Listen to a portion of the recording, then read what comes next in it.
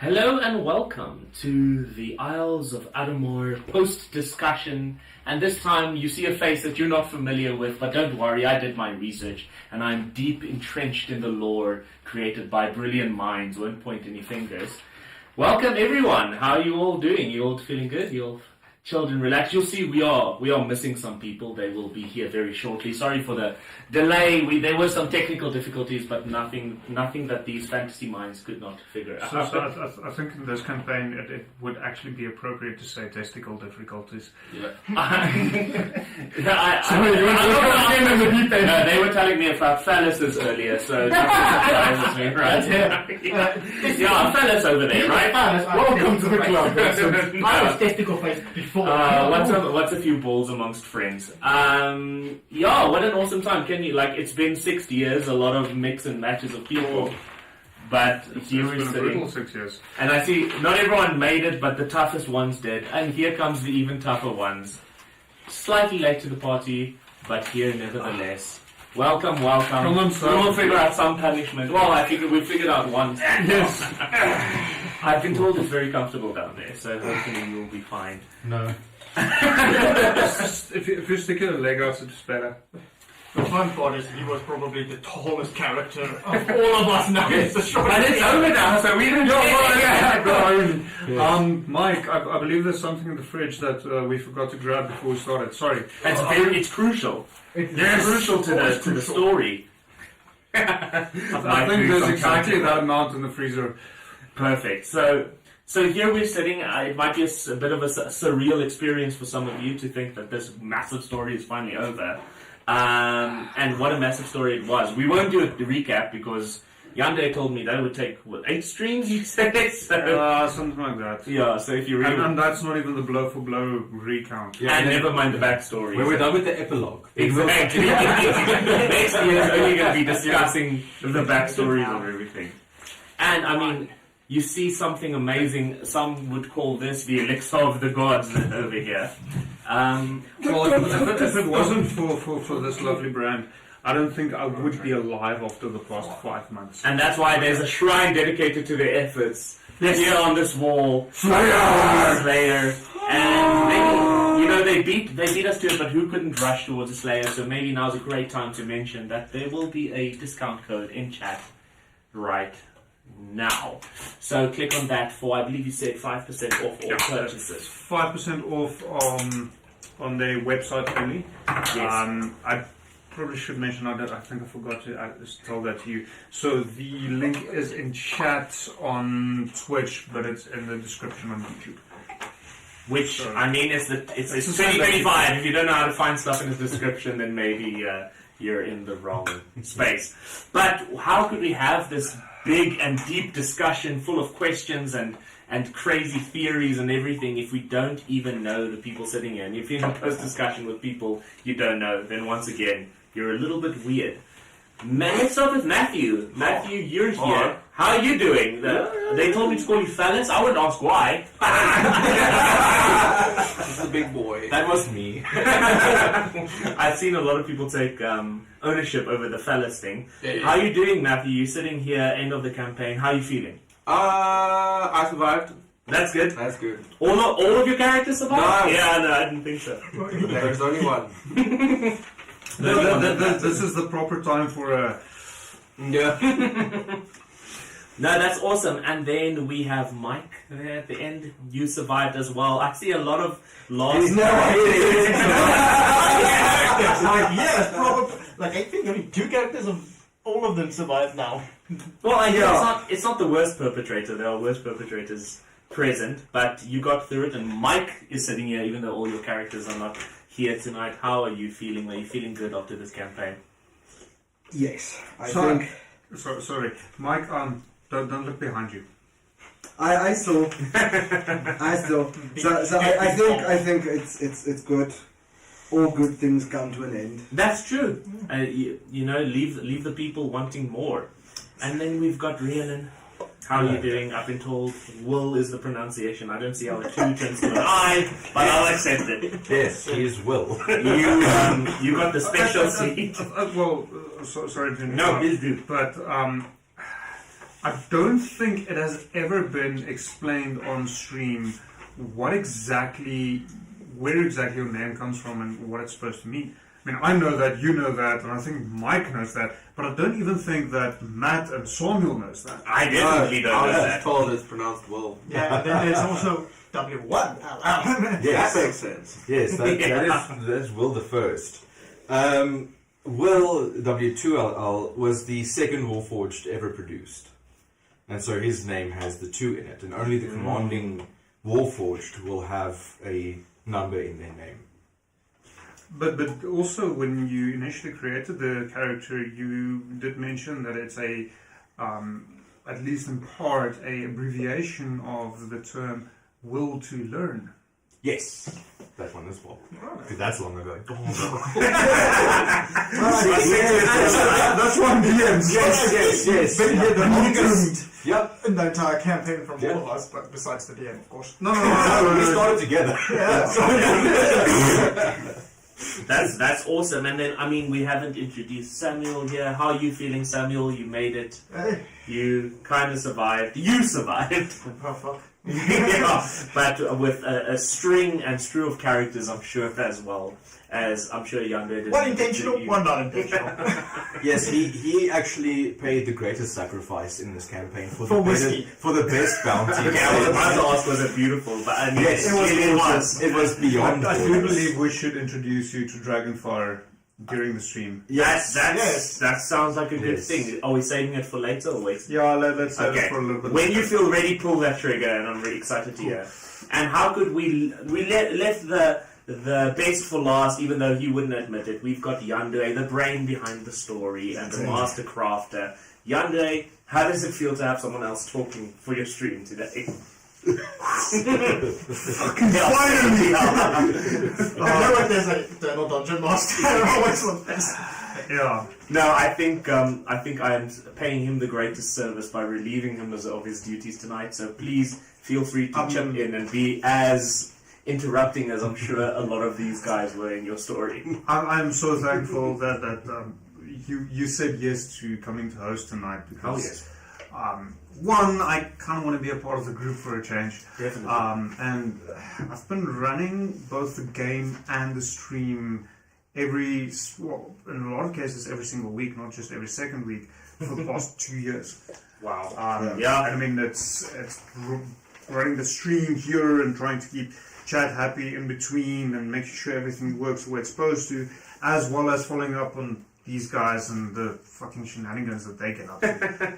So basically, what you're saying is this is not incredibly easy, because I'm finding it quite easy at the moment. But I'm sure do not ask me to run a story. I will add, I have since I started garnered accessories that has made my life easier. And you're enjoying the benefits of that. Oh, that's very comfortable. Where you did not have to fight. I mean, when we started streaming, way back when, I think you would actually appreciate it. I still have the photos. You guys with plot armor. Yeah. So, for those of you who don't know, Vincent, he's wearing a shirt, he's with plot armor. They have a very fun podcast on their channel. Go check that out if you don't. I don't have a button for it, but you'll find it on Plot Armor Movie Debates on YouTube. So, I'll add the links in the descriptions. Because that's kind of what we do. When we started off, we had more or less the same table set up, but I built stands for cameras, and at that time it was literally using my phone that's plugged into charge, sending a video signal wirelessly through a third party. It was a mission. Oh, you say I'd appreciate it. I don't appreciate that at all. That sounds terrible. Like, but so when tough. we started and how rudimentary it was and literally home built everything was, and now I mean we've got a nice camera that is hardwired into the PC. I mean, cables are nice and wired and everything. So we really came a long way since we started streaming. I think it's just over 2 years ago now. It's 2. I think the biggest advantage we've made, I feel, is that we don't have to pack up the table every When we started 6 years ago, Yes. every Wednesday we would end the game at about 11ish, and then we would spend probably an hour to an hour and a half packing away everything. Is it the same massive table we saw? Yes. Yes, that's currently them. No, it was so big when I saw It's designed to do that. That's kind of what it There's the box. But also, and then it wasn't here when US Block Armin joined us. Yeah. But that used to be our original backdrop. Wow. In the previous place where we had to back up, and then in time for last week's the grand finale, I finally figured out it's going to look cool there, and I put it back up. It looks incredible. It looks really cool, and it sets the scene. So nicely. I painted that by hand. Of course you did. I mean, yeah, why wouldn't you? I'm that crazy guy. Yeah, But I I mean- would have done it by foot, but Yeah. me personally. But that's the world for you, isn't it? No, I mean, that ties in very nicely into what I wanted to speak about anyway, which is just to shout out Brent Design and Displays. I mean, this is what you do. You have a passion for D&D, but you have a passion for design, and that's why everything looks awesome. That's why a table that is barely noticeable falls into this monstrosity when you're ready to play, because you're incredible at that. And I mean, I will send a discount code, also a 5%, I believe. Yes, also a 5% discount. Yes, to all necessary things, awesome D&D tie-ins and so much more. Just an awesome place to explore. So go check that out as well. But I think we have spoken enough amongst friends, and it is time to get into the hot seat, as we have some questions for the group that remember to bring that storytelling energy to your answers. So this is for everyone. And our first question is the following. Excluding the final fight, what was the most memorable event in the time that you played? Open to the floor. So, for me personally, I think the most memorable event was the only character of the many that I lost that actually brought a tear to my eye, and that was when Tink died. So I played a fairy artificer called Tinkerbell, and she got her ass handed to her by a red dragon. She was Will's only friend because he was also an artificer. So she decided to scare some kobolds, and so some things didn't go as they were supposed to, and she just took the full brunt of a red dragon's breath attack and fumbled her deck save. So she like there were no saving throws, like straight up dead. What was your total HP? 28. No, at that stage she was higher. I think her total HP was 40 something, and the breath attack ended up doing like 145 or 100 and something. So it was triple her max HP. I think it's important to add on that. The session before that, she didn't very nearly die as a direct result of fire. She herself, of course. Basically, do not ignite methane. Yeah, so rotting fish and Firebolt. intestines, Was it again? they give off methane, something she had not considered when she decided to yeet a fireball at a giant crab. That ended spectacularly with one of, I think it was at that stage still Sparkle, who managed to catch her. June. June. June. She June and July. June and July. Yeah. Yeah, the two characters that were one. But So- there were only one. Yeah. So one of them managed to catch her barely, but that's the only thing that saved her there. Yeah, I think if I did not remove that one single dice, you would have died. Yeah. And then the next one, dragon. Meant nothing. Shame. So that crashed you, and I'm sure there was no grace on that. That's nice. Any other standout moments that brought joy or tears? This is not unique. This has happened to a couple of us. But getting shit mixed by a Warforged Titan, commanded by one of just getting taken out of the campaign entirely. My first character got taken out of the campaign entirely I due to think friendly fire. think Renan has killed more Yeah, he characters has. than I have. Renan has been the direct cause of more player character deaths than anything else in this campaign. And that's giving me something to strive for the next time I play. I didn't even know this friendly fire. We don't tolerate murder hobos. Unless you're really sneaky about it. Not in one shots. Okay. Simply due to time constraints. But in campaigns, you can do whatever the fuck you want. There are many, many moments. I mean, getting a whole, 8 barrels of Dragonfire whiskey. And almost fighting to death over them. Not over them because both wanted them, because one wanted them and the other wanted them. But I mean, there's always this one point that comes back, and it happened right at the beginning. Yeah.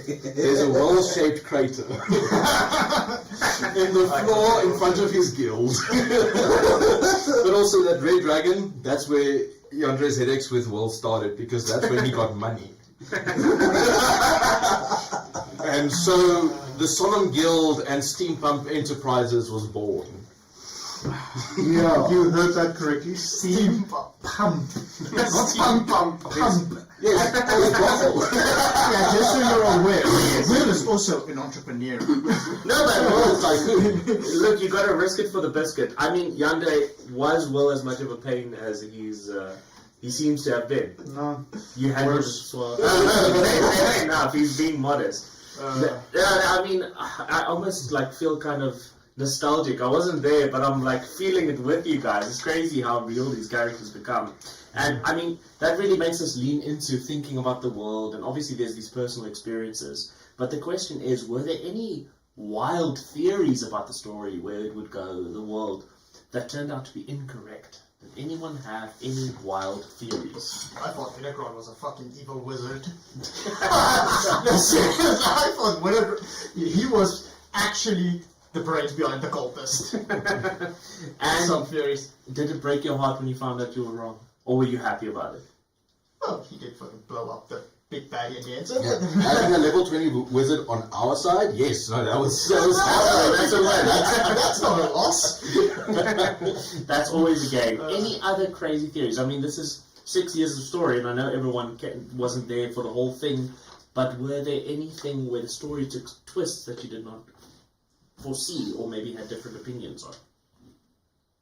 I think one of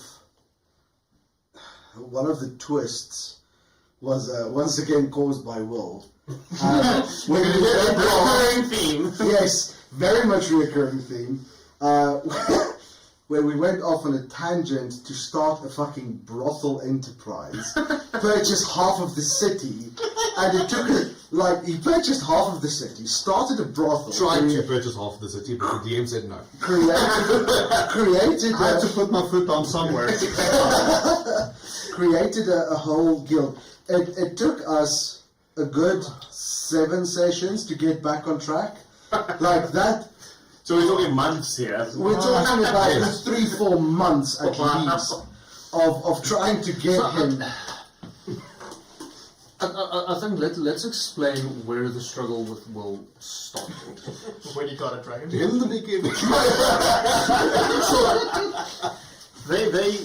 Grax, which was present in the finale last weekend, last session, he introduced Will to Dragonfire whiskey and then mentioned you can get it on Wyvern Bank at the distillery. So they went there with the ship's captain that they had chartered to take there, and at that point I knew they would need a ship, so part of the plan was to give them a dragon's hoard so that they can buy a ship. And they got to the Dragonfire distillery and ended up making a deal with the dragons there to trade in the Captain Salt Eater, for some of the whiskey, which they did, and things went a little bit awry. I'm not going to go into too much detail.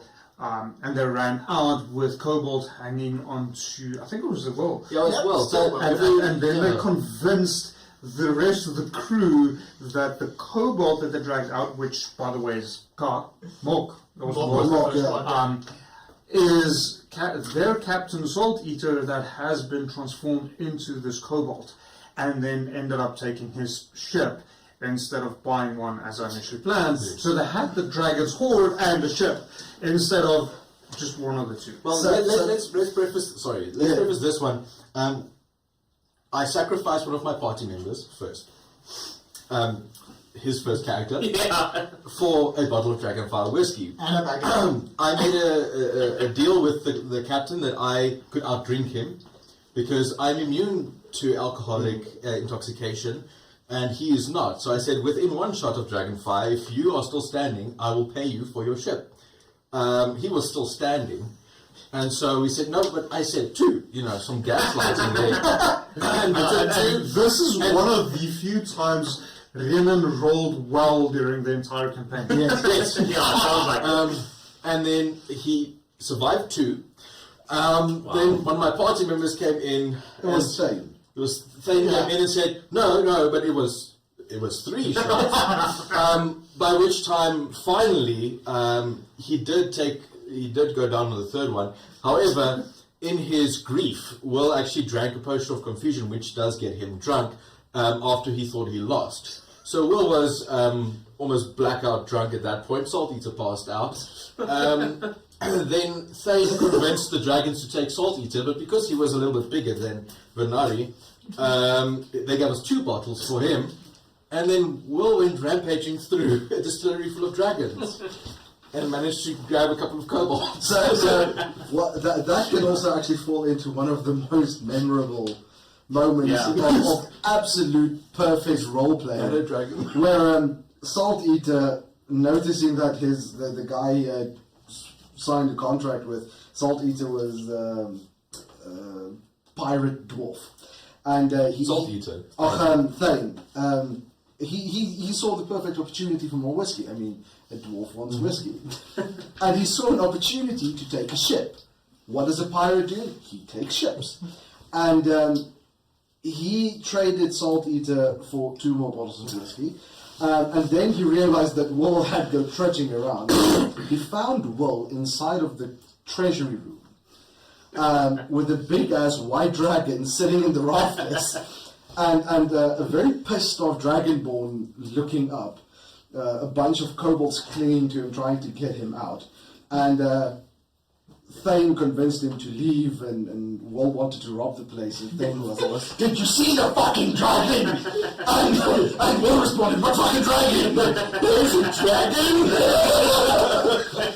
And so Thane, being a very polite thief dwarf, decided to politely inform the dragons that they're stealing the kobolds. And they left. And that's how he came to own his ship and the dragon's hoard. and a kobold. It kind of sounds like Will was sometimes not acting in the best interest of the party. Wait until you meet organic. No, that's an interesting, and I like that style of play. And it's interesting to see how the role playing takes place, because I'm sure no feelings are taken away outside of the game because you leave that there. Yeah. But the question still remains, though, because we kind of got into where you kind of thought the story with some characters you thought would be big evils with big goods at the end of the day. Were there plot twists that came very unexpectedly? What part of the plot was surprising to you and had a big impact on you, would you say specifically? And focusing specifically on twists and turns you didn't expect. Necronium throne room. Yeah, That one through. Yeah, the Necronium being like as prevalent in, and I just thought it was like an early warning system of this guy's coming. No, just half an island was Necronium. That was a good one. I also thought the Necronium was turning people into fish people. When he got that first giant sigil and there were fish footprints, and he almost died to some fish people because he had a black powder gun in a lagoon. He never used black powder in a lagoon. How is he supposed to know that? He was never in a lagoon. Water and fire don't mix what? Powder and water don't ignite. So I think for me it was the very intricate net of cultists working toward, like, the first time we encountered them, it was like, okay, cool, there's these weird dudes worshipping a big bad, which is kind of normal.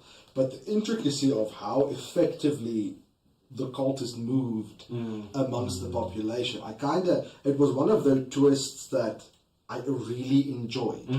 It brings that sense of urgency and realism to the game, where it was like, geez, motherfucker, I'm gonna burn all you bitches. You know what the big plot twist was when we killed that aboleth, and we thought that was the big bad.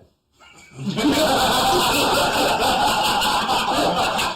that's a good one. I was like earlier, where like this creature with tentacles and many eyes, and we had a full-on war because they killed the Kuatao king and all of that. And we're like, yeah, we killed it. Still very early on. Yeah, as an ignorant party, how long before the actual big bad was this? Oh, like 4 years. Okay, so he was way earlier. Yes. Little did they know what you had in store for them. I will admit, the initial plan for the campaign was to be like around 2 years. Okay, yeah, but that didn't.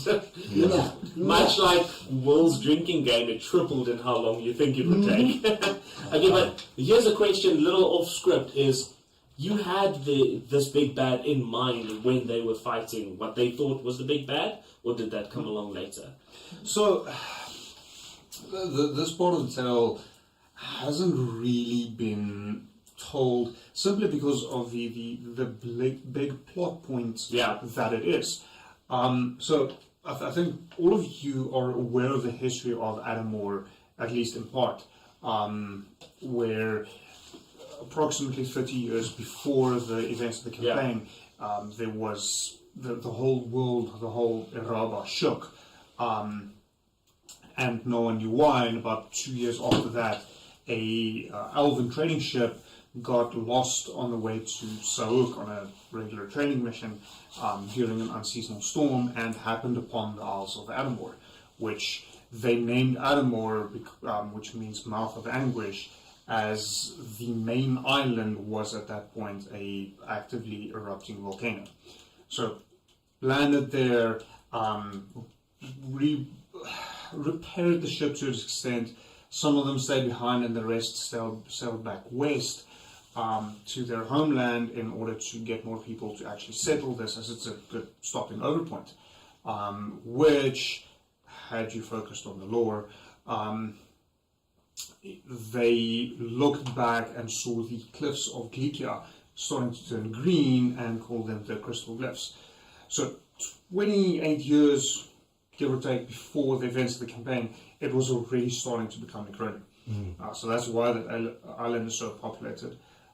Then some other things happened along the way, but that was the original plot point, and what caused this trembling was actually Zolthamorg asleep in a asteroid crashing into Iraba, which caused the whole island group as it landed on a joining of several tectonic plates, which is part of the reason for the volcanic eruptions. It landed on a point where there are several ley lines crossing, so it's a very magically prolific point. Looking at the map, it's at least in part aspects which shows a thing crashing and causing a crater. So Glikia is the one side of the crater from this crash. So yes, Zolthamorg was very much planned from the right. I think that was a good one. It was a twist. Yeah. It's just like, Zolthamorg, they're going to summon a giant thief. No!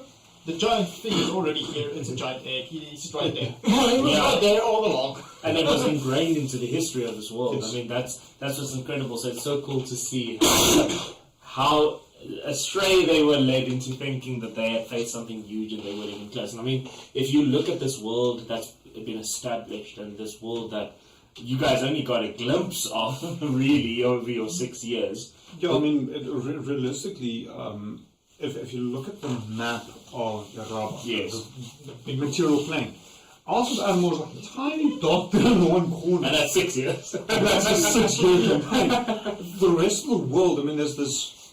I'm still writing a lot on it, but the physical existence of the world, of the entire Atlasphere mechanism, is currently about 15,000 years old, since it was initially forged by the gods. So no, there's a very rich history to this universe that is yet to be told. Yes, and I mean, we're not necessarily teasing anything, but it'd be really no, awesome to hear more about it. Yet to be told. We'll explore that, and the dream is to explore that in a variety of media. Of course. In the future, I mean, novels, short stories, I mean, if we're lucky, film, D&D campaigns, other potential tabletop games. The dream is really to explore this world to the maximum in as much media as we possibly can. And it's so cool that this group here was able to get a glimpse of that. And in getting a glimpse of that, I mean, it's a very intricate world. You met a ton of NPCs on this journey. I'm sure you've heard all kinds of voices come out of this man in the last few years. Hey, big boy! I don't know if I want to know. Big boy! But I guess that leads us into asking, which NPCs did your characters connect the most with, and why specifically? Well, Thane was easy. That was Tommy do it. I mean, a dwarf that just absolutely loves a big half-orc muscle mommy. I think that's enough said. That sounds right. I think especially earlier on, before we started streaming, there were several scenes that the conclusion of the scene was just fade to black. Yeah. Oh, really? Like, so, as in what I'm thinking.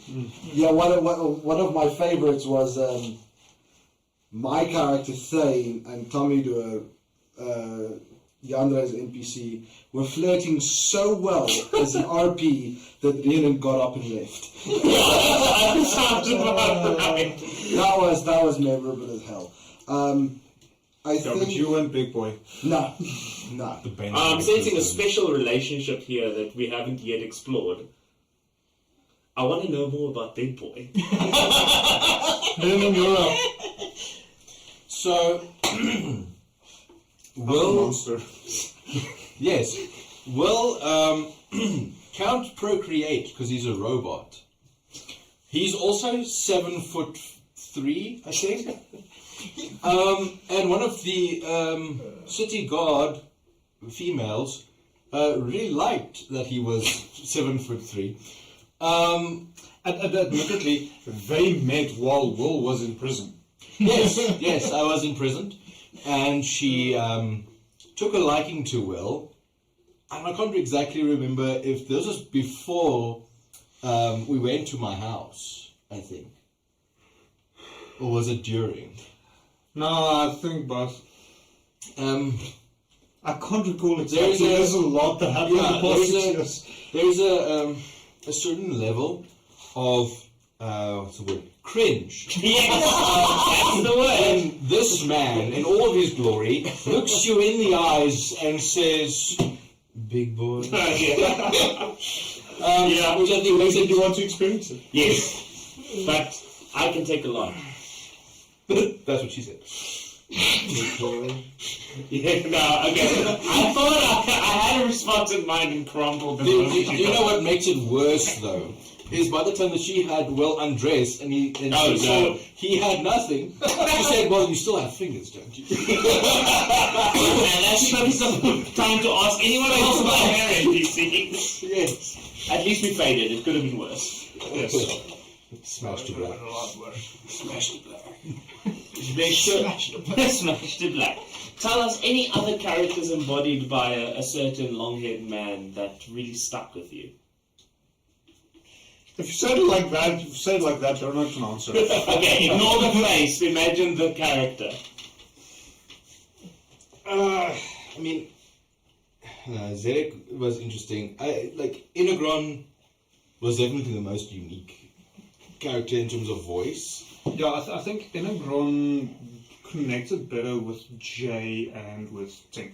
Yes. No, definitely. Well, Tink having Tink- been his daughters, though. Yes, Adopted that was a very tough moment. Yeah. When we had to relay Tink's death to Enegron. Wow. That it was before the stream, but I think had it gone on for like 5 minutes longer, I mean, sitting in a group of with the tables fully grown men, everyone would have been there crying. Wow. Yeah, That yeah, was- it was very raw. I mean, I'm going to ask a stupid, ignorant question as someone that wasn't part of this campaign, have never been part of this long, stretching campaign. How is it to roleplay a character that knows an NPC and then create this new character that meets the NPC? Is it hard to separate those two? But I wouldn't know. No, it's very hard. There's a level of that you have to separate from what I know and what my character knows. Yeah. And that's real difficult because you need to put emotion into the character you're playing without letting any of the emotion of every other character you've played. Yes. Yeah, I think any we form fought with that the most. Yeah, like that was like my thing. So no, it's hella difficult to separate. Listen, this is, and then you have to remind yourself, this is knowledge that I as a player have. Yes. But this character and the backstory Yeah. that this character has no fucking idea what's going on, and how to carry that over effectively in a roleplay setting, it's hard. No, I can imagine because I mean I played a one shot and I would bring Vincent's knowledge into the thing. So it's really and I mean to bring this new character in that's a completely different character, different backstory. To have to switch like that, especially when you spend so long with a different character, must be a challenge, and it must be. So how did you guys experience when you bring these new characters in versus the characters you were? Was that a challenge? Did you enjoy the fresh take, or was it a bit sad to have to switch? There's a benefit for someone with an imagination to try a new character, but when you build a character and you've played it for a year or two, like there's a part of you in that character.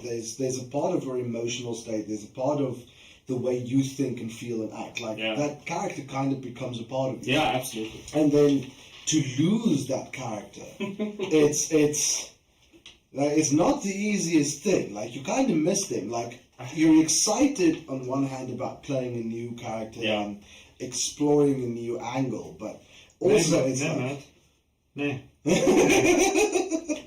but there's also this longing for that what if. Maybe I should have let the maybe I should have let the other we didn't fumble that fucking Brexit.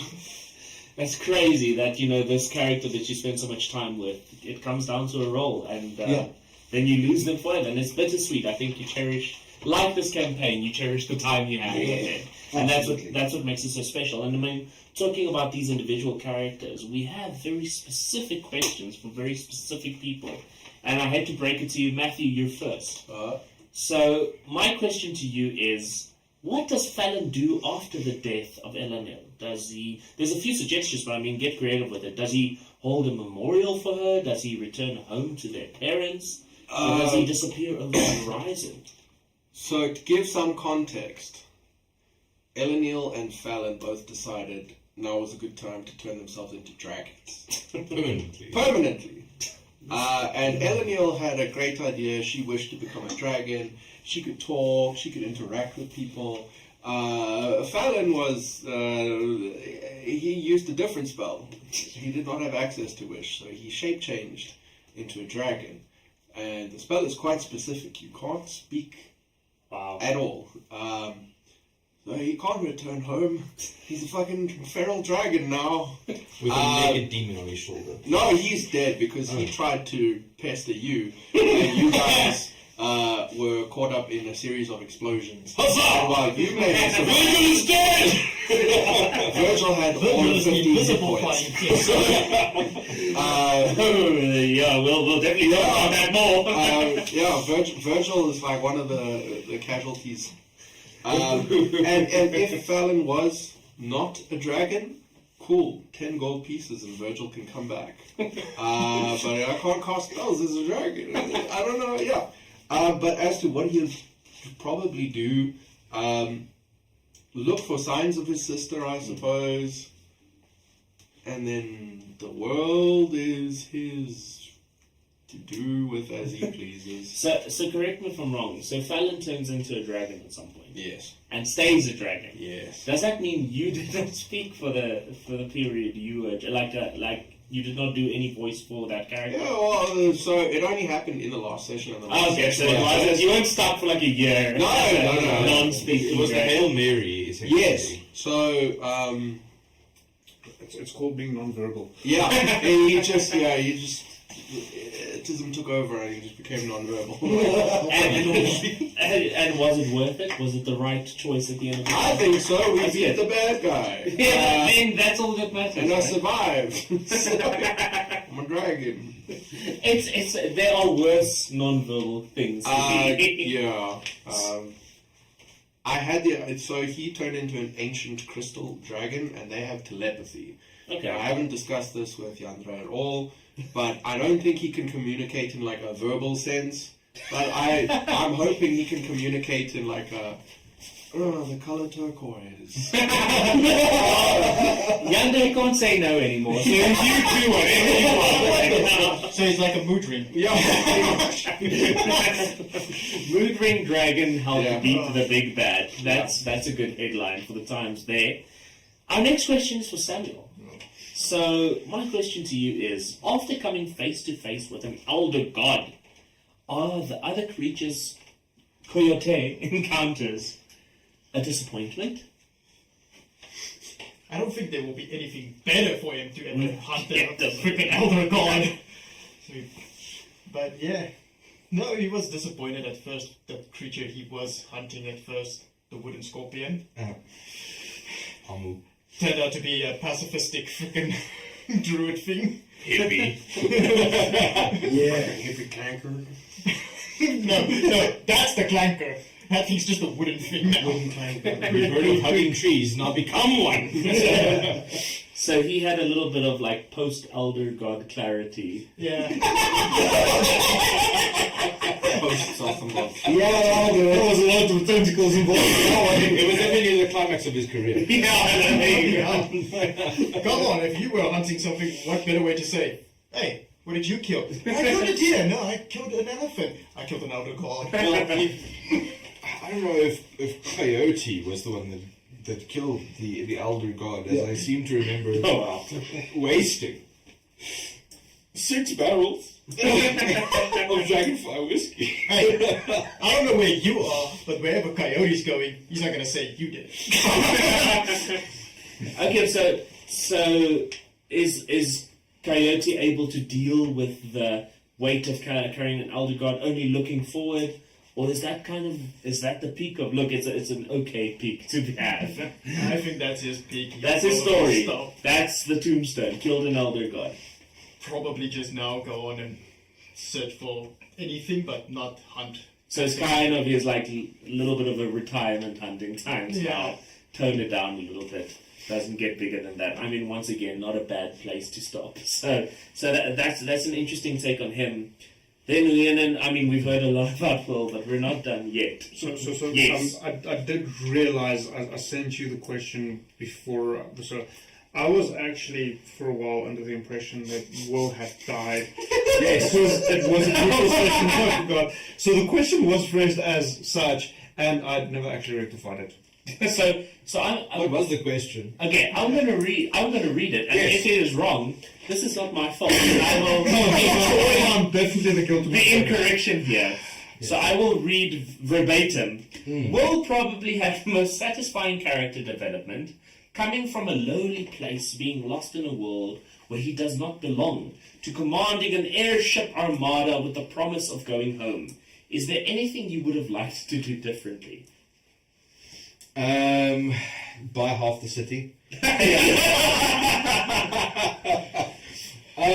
Reproduce Dragonfly whiskey.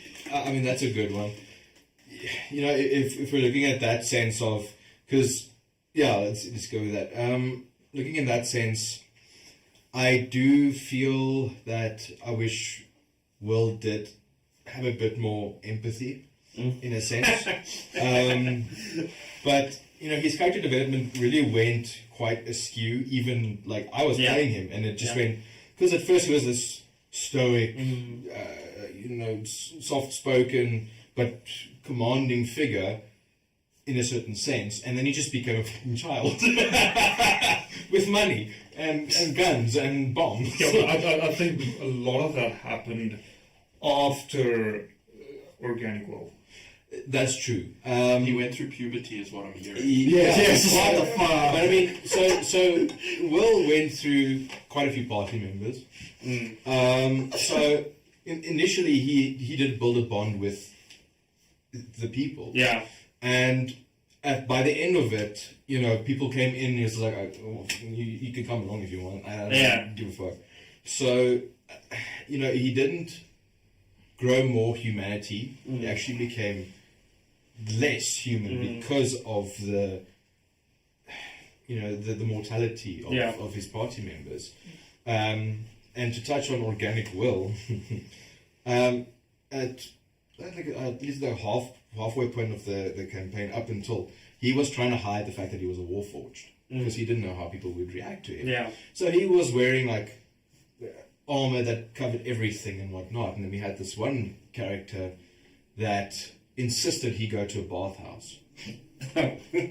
And so Will has the spell Alter Self, in which he can change physically, not just visually, but physically change into a different creature.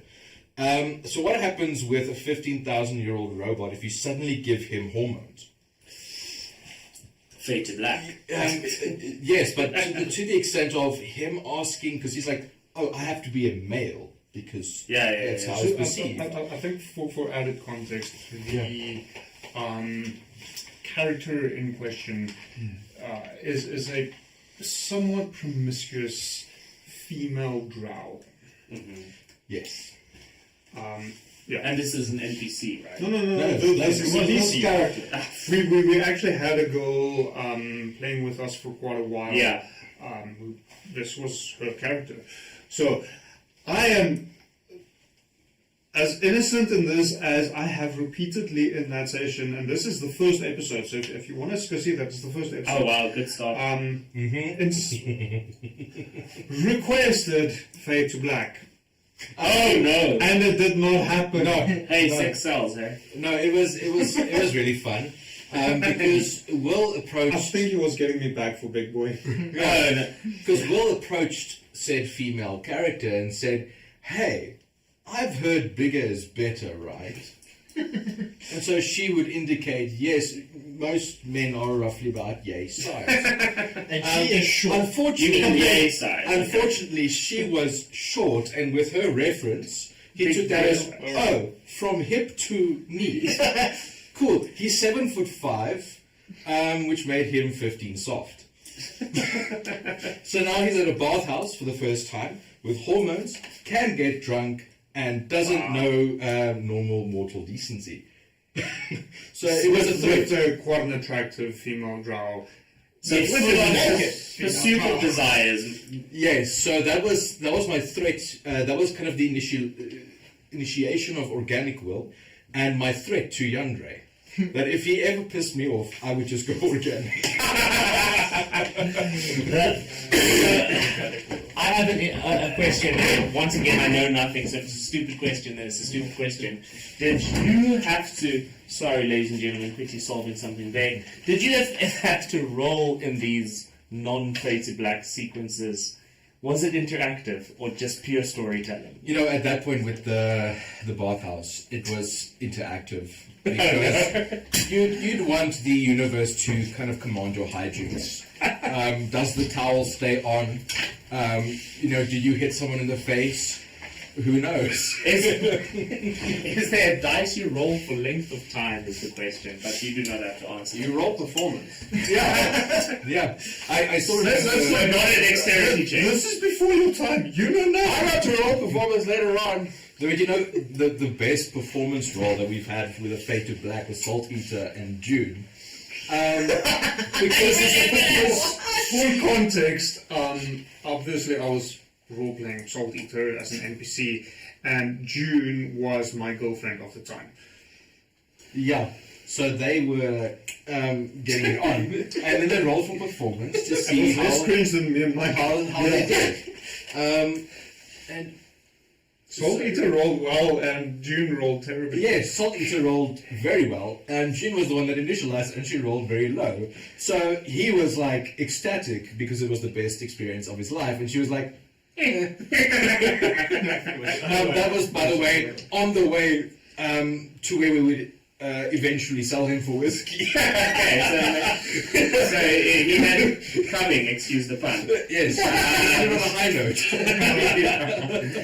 Then something Last wish. No, but that's an interesting perspective. I don't think I'll never go for that. I think my next character will be an asexual, it'll be like Will, when he's That didn't change. That didn't help. Yeah, because on my Warforged Armada, I won't stop you. That one specifically, there was a relationship outside of the game as well. Yeah, his beast was unleashed. Then we have a question from Mike. So Mike, you had I like this. You had the most character deaths in the campaign. Yes. We've done like a in memoriam for some of them already. And I think I know your answer here maybe. Which one would you have liked the most to have survived to the end? Dick. Yeah. She was the one that I had designed very thematically, unfortunately. So I mean, she was a 28 centimeter tall femme. Like she doesn't. You're never going to see the end. And She's the size of Will's cock. pretty much. Yeah. And she. Like, so it didn't make sense to give her a hell of a lot of health points. Yeah. Like, her talents were elsewhere, but she was the one that the intent was to have her see the whole campaign through, and the fucking Red Dragon just said nope. I mean, to emphasize the point of Tink's like importance in that sense, Will had eventually made a homunculus that looked exactly like Tink, which he called Mink, because he's very clever. Thankfully, he didn't name her Kink. Because Tink was the only, let's say, friend that he had, in a sense. She was the only confidant in which he could bounce ideas with. So, Yeah, I think of all my characters except for maybe Thane, Tink left the largest hole. Smallest character load. Yeah, she had the largest impact on the group as a whole. She had her way of dealing with everyone's bullshit in a way that kind of, she was the stickiness that kept everyone together. After Tink, you kind of see all of the other characters kind of become a bit more cold and retracted within themselves, especially Will, and that's kind of where you see his arc of just stop caring about the new blood coming in. So I think that if Tink survived, it would have been a whole different story. But that's the thing that's so awesome about this type of storytelling is, yes, it hurts to lose them, but it does make the story better. I mean, yes, it hurts that the empathy is lost, but it makes the story better. It's a better story. There's a perfect synergy with it. So it's for the loss which hurts personally, but it just tells an amazing story. And now we're here talking about her because of that tremendous. I don't know if it was a sacrifice for the greater good or just happenstance of situation. I have to ask that, not to minimize the situation. How many characters did you lose? Do you know the answer to that question? Do you know the answer to that question? So, Aurelius isn't technically dead. No, Aurelius is alive. We just, because of reasons, decided to turn him into an NPC. Well, no, actually not. The reasons, the agreement between Mike and myself was that we will kill him off. And that was actually specifically the Aboleth battle that Brennan mentioned earlier. You mean the big boss at the end of the whole campaign? Where what Aboleth has a mucus where if you come in contact with it, you gain the ability to breathe underwater, but you lose the ability to breathe air. So, and several of them managed that, and they ended up jumping into the ocean it to breathe, because you have that for an hour. And Aurelius never resurfaced. That was how we ended Aurelius's arc, and then So he chose a life much later down the line, at almost at the end, with Fallon, we Will was kind of reintroduced due to Aurelius.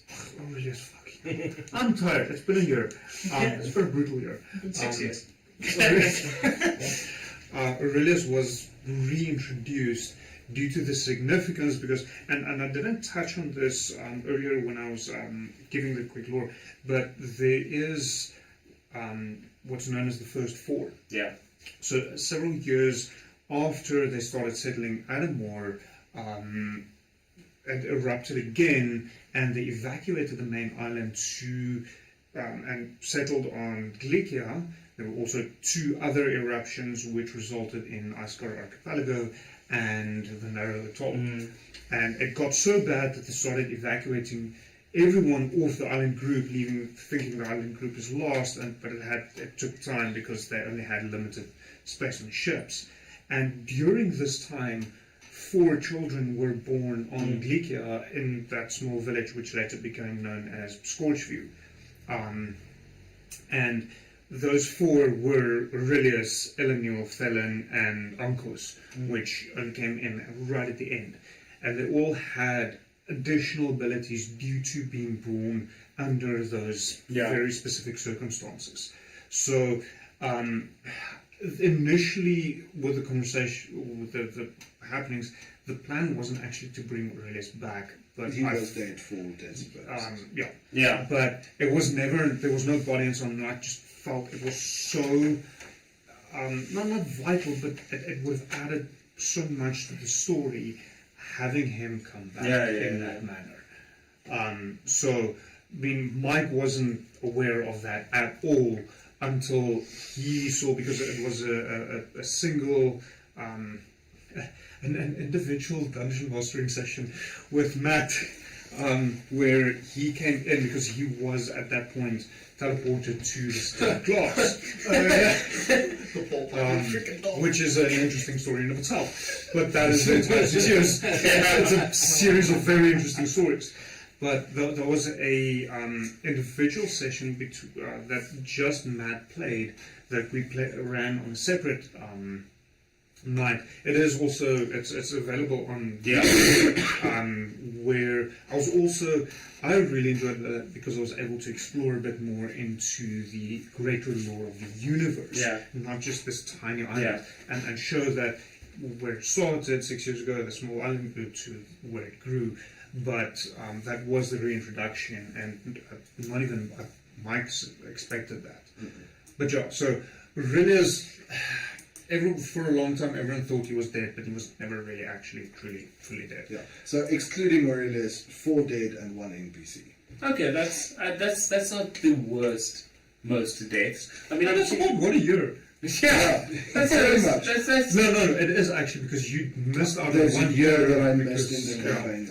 But I mean, talking about Aurelius, that's an interesting thing to reflect on the question from previous. How big was that for you as a plot twist? How did that affect you seeing that character come back? It was conflicting. So I really enjoyed him, but due to personal reasons, it was better to just kind of kill him off. So having him come back, I liked the way he came back, and I liked the story behind it, but it did take me a good mental minute to just be like, oh, listen, this bitch back.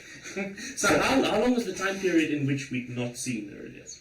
5 years. Damn, so it was really a blast from the past. Because it was actually less, because the Agorath fight was end of year 2, I think. 4 years. Yes, 4 years. And then it was about halfway through this year that he came back, so it was just under 4 years. Wow. Now it's still a very long period. Yeah. Were there any other NPCs like that took a dip and then came back that had, or was Aurelius like the culmination of that type of storytelling? I think it was only Aurelius. Enegron did take a few personal days, for lack of a better term, with Tink's death. Yeah. Illigron, what kind of makes him unique is Witchlight, his castle, his fortress. Yeah. He's able to teleport the entire fortress, and once the events of Adomawyr, of the Isles of Adomawyr, the campaign itself, started unfolding, he teleported in. He wasn't there from the get-go. And then that whole interaction with them started. And when the news of Tink was delivered to him, he actually took his entire Fortress of Solitude and teleported who knows where for a period of about 2 weeks, just to mourn the loss of Tink, which, especially at that point, was quite challenging for the party, because he was very much guiding them at that point with what is supposed to happen. And that left them with a couple of sessions where they had no guidance. So it shows you, because due to the way that you roleplay this character, you were left in the dark, and there's consequences to these actions, which just makes the story so much more lived in. I think the only other character that we did that with kind of was Thane, where when I created Thane, we all kind of fell in love with this weird, wacky little dwarf pirate, which was so out of whack for what the law states dwarves are, that we just decided to rather turn him into an NPC, because my track record with characters were not particularly good. That's because you create Thane just before you got the remote work, which prevented you from joining us for about a year. And when you came back, I did raise the question: do you want to continue with Thane, or do you want to bring in something new? And I think that's where armor comes in. That's where armor. Temujin. Temujin, that's correct. Yeah. So Temujin came first before armor, but because of my track record with characters, it was like, nah.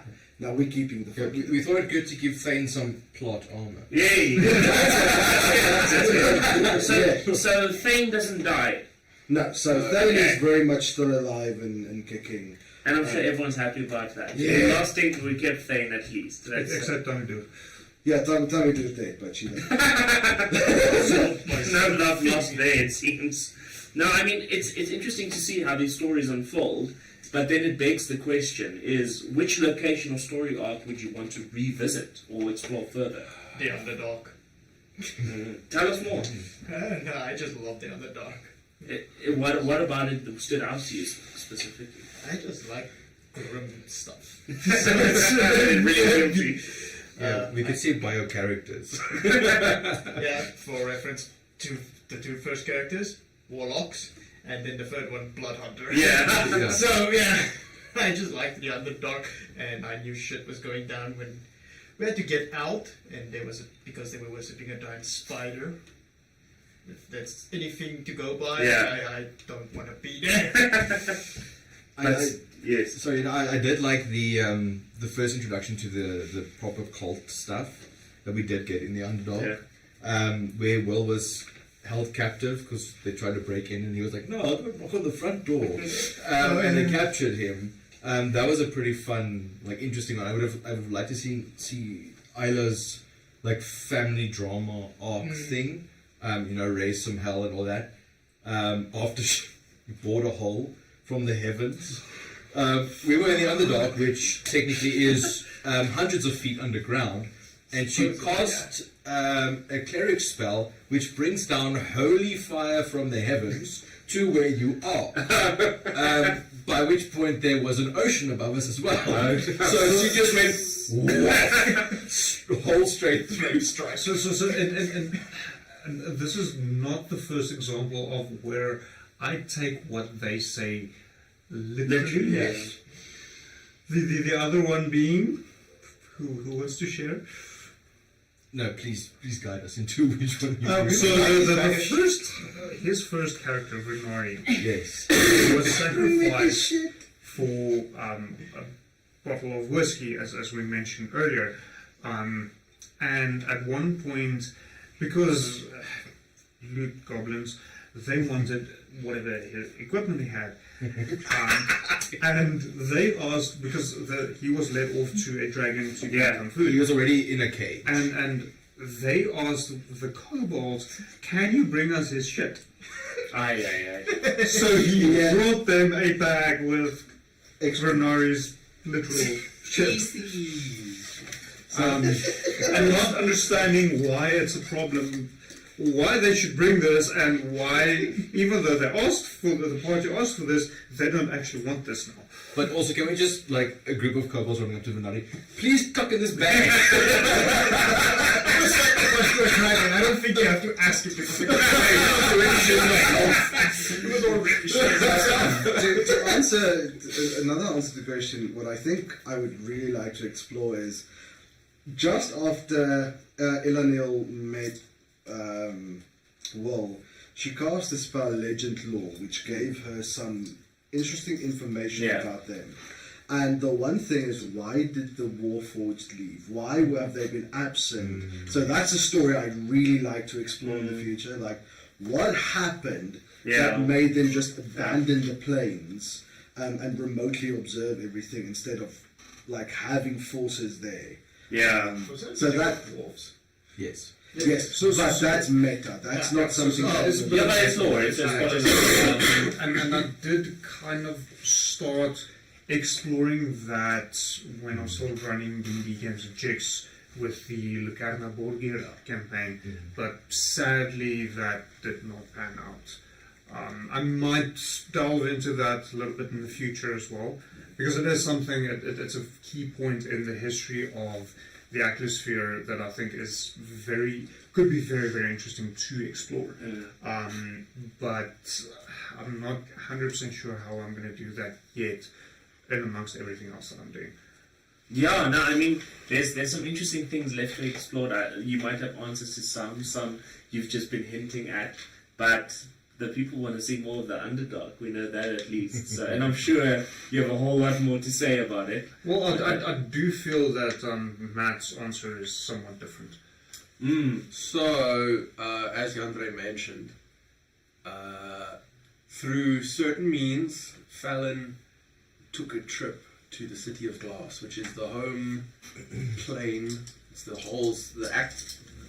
way I understand it, and I got a glimpse that very few other people in the room have gotten, is that right at the base of the Atmosphere mechanism, where all the arms converge, there is a sphere, and inside this sphere is the City of Glass. It's a 3-tier city. And I got teleported there because this motherfucker sicked his dog on me. Necronian blood, what. So he went crazy, my mechanical dog bit his balls, he tried to teleport away. He banished the dog to a different plane. But my dog was already with him. Inserted in him, so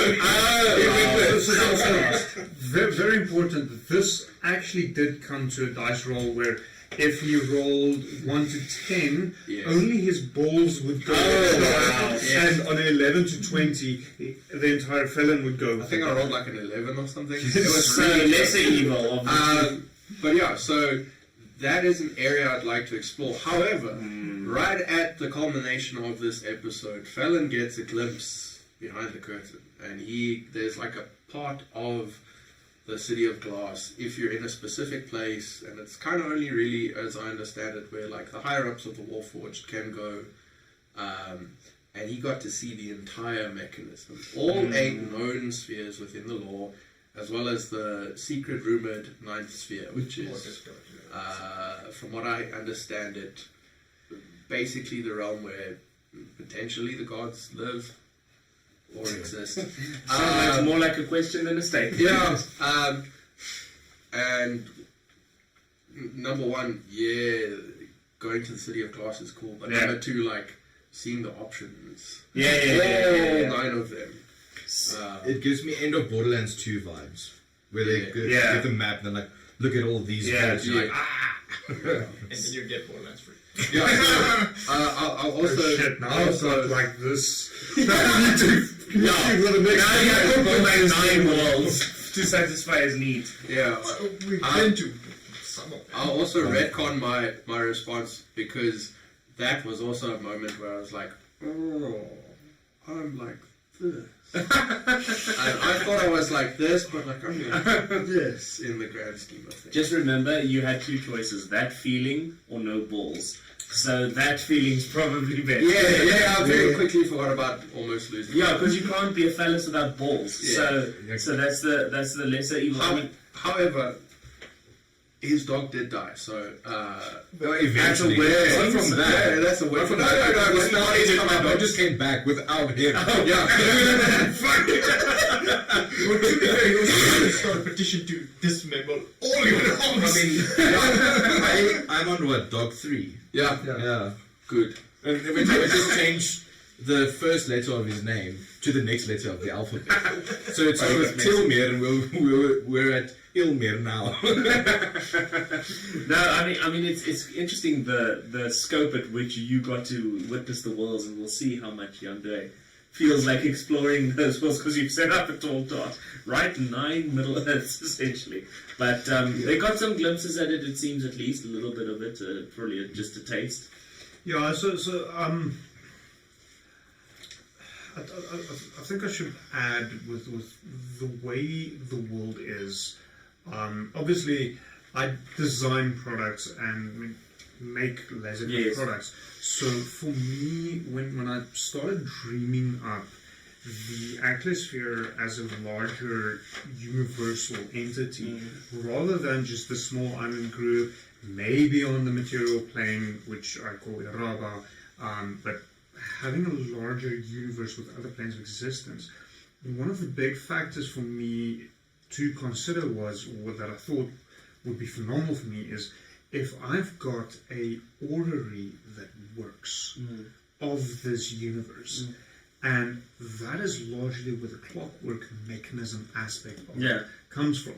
So at this point, and I've started up with some drawings of it, and hopefully we'll get.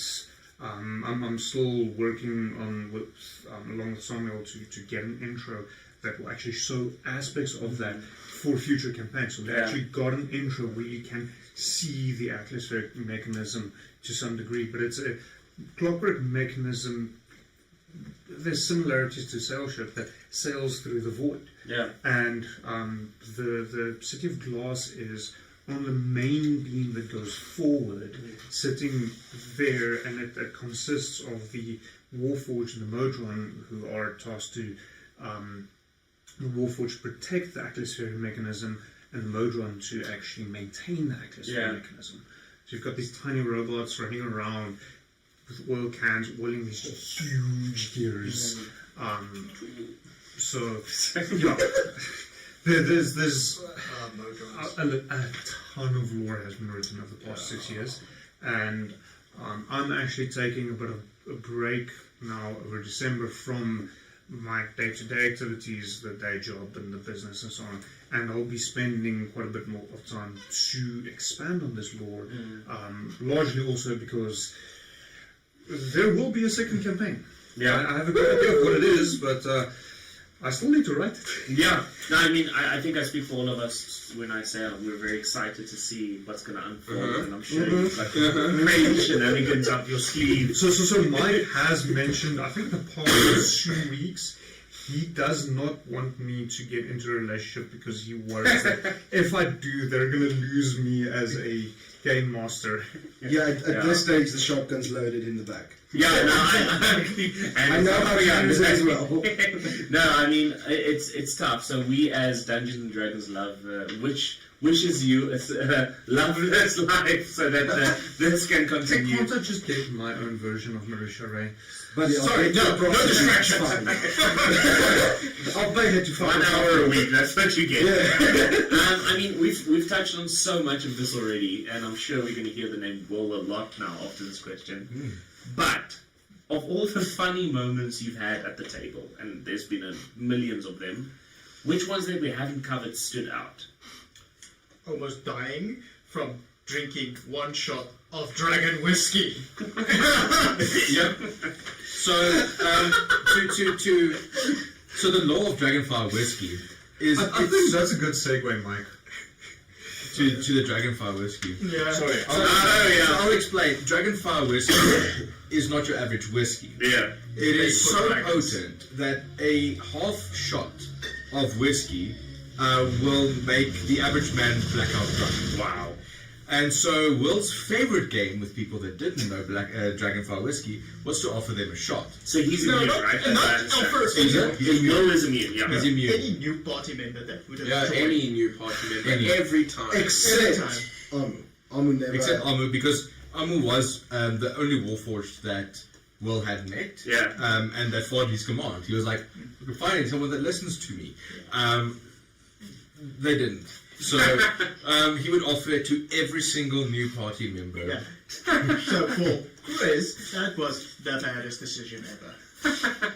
Yes, because Grizz failed his constitution on it and became so He became blackout drunk at that. inebriated that And then every time he rested, he would gain a point of exhaustion. And we're he going would try off, to, yes. going off 2014 rules of exhaustion, Yeah. not the new ones. Yeah, so if you were level If you got 6 points, you die. You Yeah. straight up just Like, die. no save, no nothing, just. You're done. At the end of the time, I was on 5.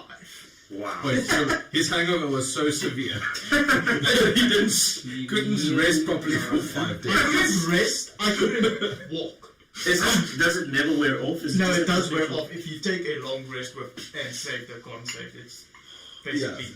So you have to long rest and make a con save to reduce your level of exhaustion. So my question is, did Will ever successfully kill anyone with this? With this, no. Okay, that's good. Because the next character I Wow! I mean, take Well, responsibility to wow. Because of this. And the final battle ended with all of these barrels of this substance being dropped onto the big bad and then detonated with a fireball. Wow. Yes. So very full circle. Before you take a sip, Yes. we should do this properly.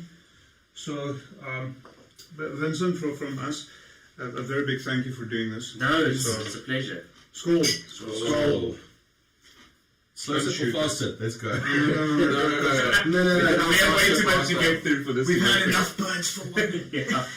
I think my hand might have slipped with Max a little bit. Mike doesn't complain. You won't see me bitching. I mean, that's so. Like I said, Will, the cause of many frustration and laughs. Any other moments that made you chuckle? The beanstalks. Oh yeah, so the whole little session where we just started planting beans and then like that was a quick side quest, You guys. said something that I wish I could have done different. Roll 100. Yeah, on the beans. So a bag of magic beans. If you roll a D100 Yeah. and you get different varying weird magical effects. Wow. If I roll 100 I don't campaign think you over. know the deck of many things. No. It rings a bell. So, similar concept, but beans and lower coffee. stakes. And, yeah. Well, I mean, you had me at D100. I did not know there's such a thing. Yes. Yes. Okay, so I'm curious. And there's a lot of things that uses it. Really? Yes. So you rolled on these beans and had an unsatisfying result, or just a crazy one? Crazy Good, and bad, oof. Almost dying. Very oof twice. Okay. So a lot of the effects are something akin to. So, I do, just for the sake of it, do you want to roll them now and see? Let's see what we get. You have an actual do-over. It's not going to work because my rolls will be exhausted. Nah, that's it. But Check carefully. 80. Yeah. Damn it. We should probably see what 80 is on the probably a 2 scale. Probably another pyramid with a mummy. Yeah. We have a let's check. He's just saying. So I mean, while researchers, what happened in the last roll? So we kind of had this arrangement. If I rolled 100 on the D100, which is very rare, we would directly be teleported into a different campaign. Wow. Completely like vampire campaign as our current characters, which I feel would have been really fun to have. Completely crazy. Have Will there. But so the which effect is it? No, I couldn't find it in the player's handbook. Oh, it's. So I'm gonna. Quickly, I have it here. Okay. For 80, you said. Yeah. A fruit tree grows. It has 1d10 plus 20 fruit, 1d8 of which act as random determined magic potions, while one acts as an ingested poison of the DM's choice. The tree You would get vanishes. the poison. Yeah, of course. The tree vanishes after 1 hour. Pick fruit remains retaining magic for 30 days. So a lot of the effects were like a fountain of beer, little pink frogs that would jump around, but if they touch a human, they transform into a monster, but they didn't touch any humans.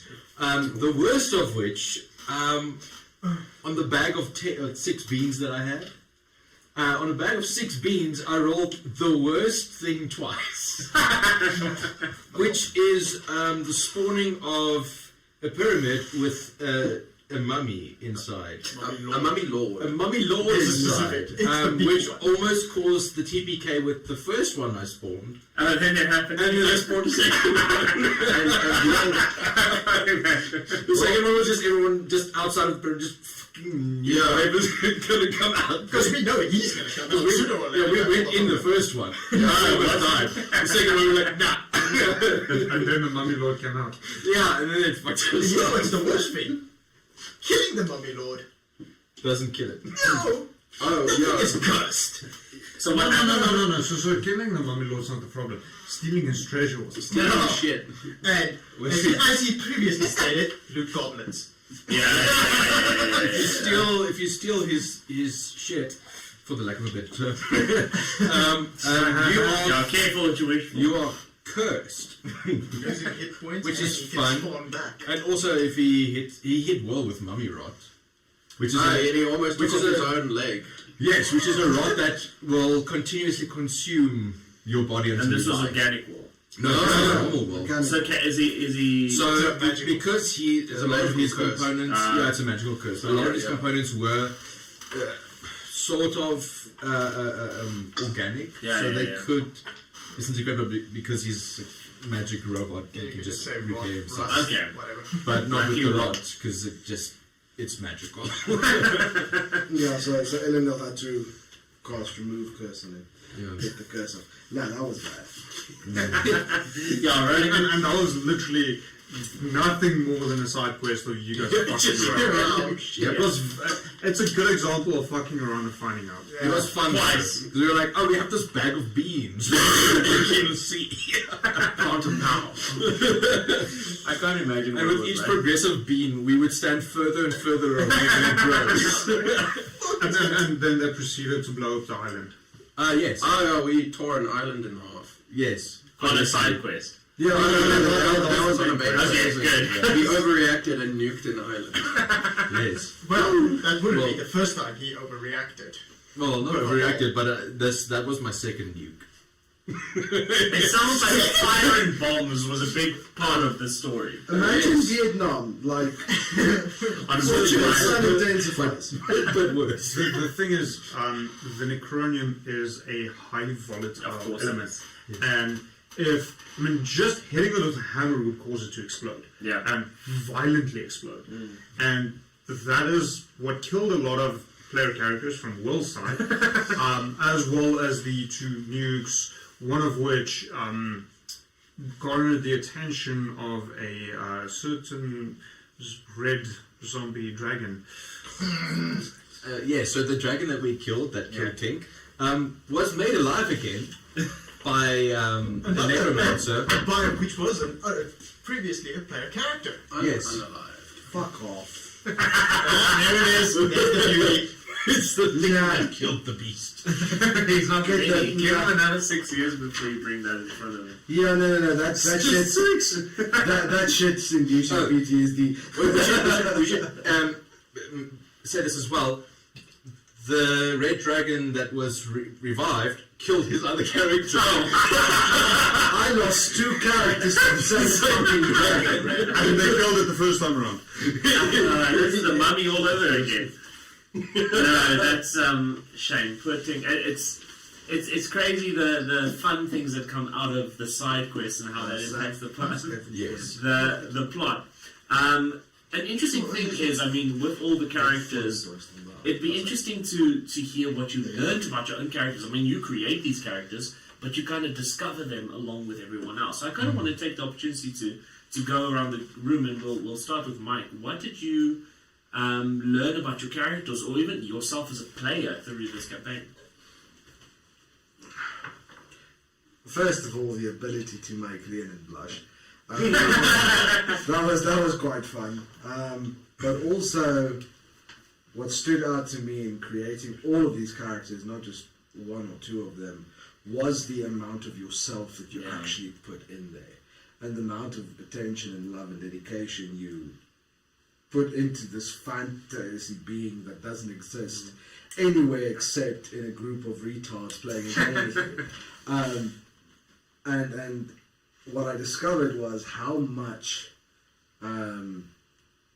you as a person not only live yourself into that character, but how much what that character does and is has an effect, but is also a byproduct of who you as a player are. Yeah. And that was quite interesting to me. That was the highlight for me of all of these characters. It's a journey of self-discovery, because every single one of them you realize, oh shit, this isn't the character, this is just me. And that was quite fun. Free therapy. It is basically therapy. Yeah. Shit, I should have charged you guys. Yeah, it's 6 years too late. You did. You send me invoices every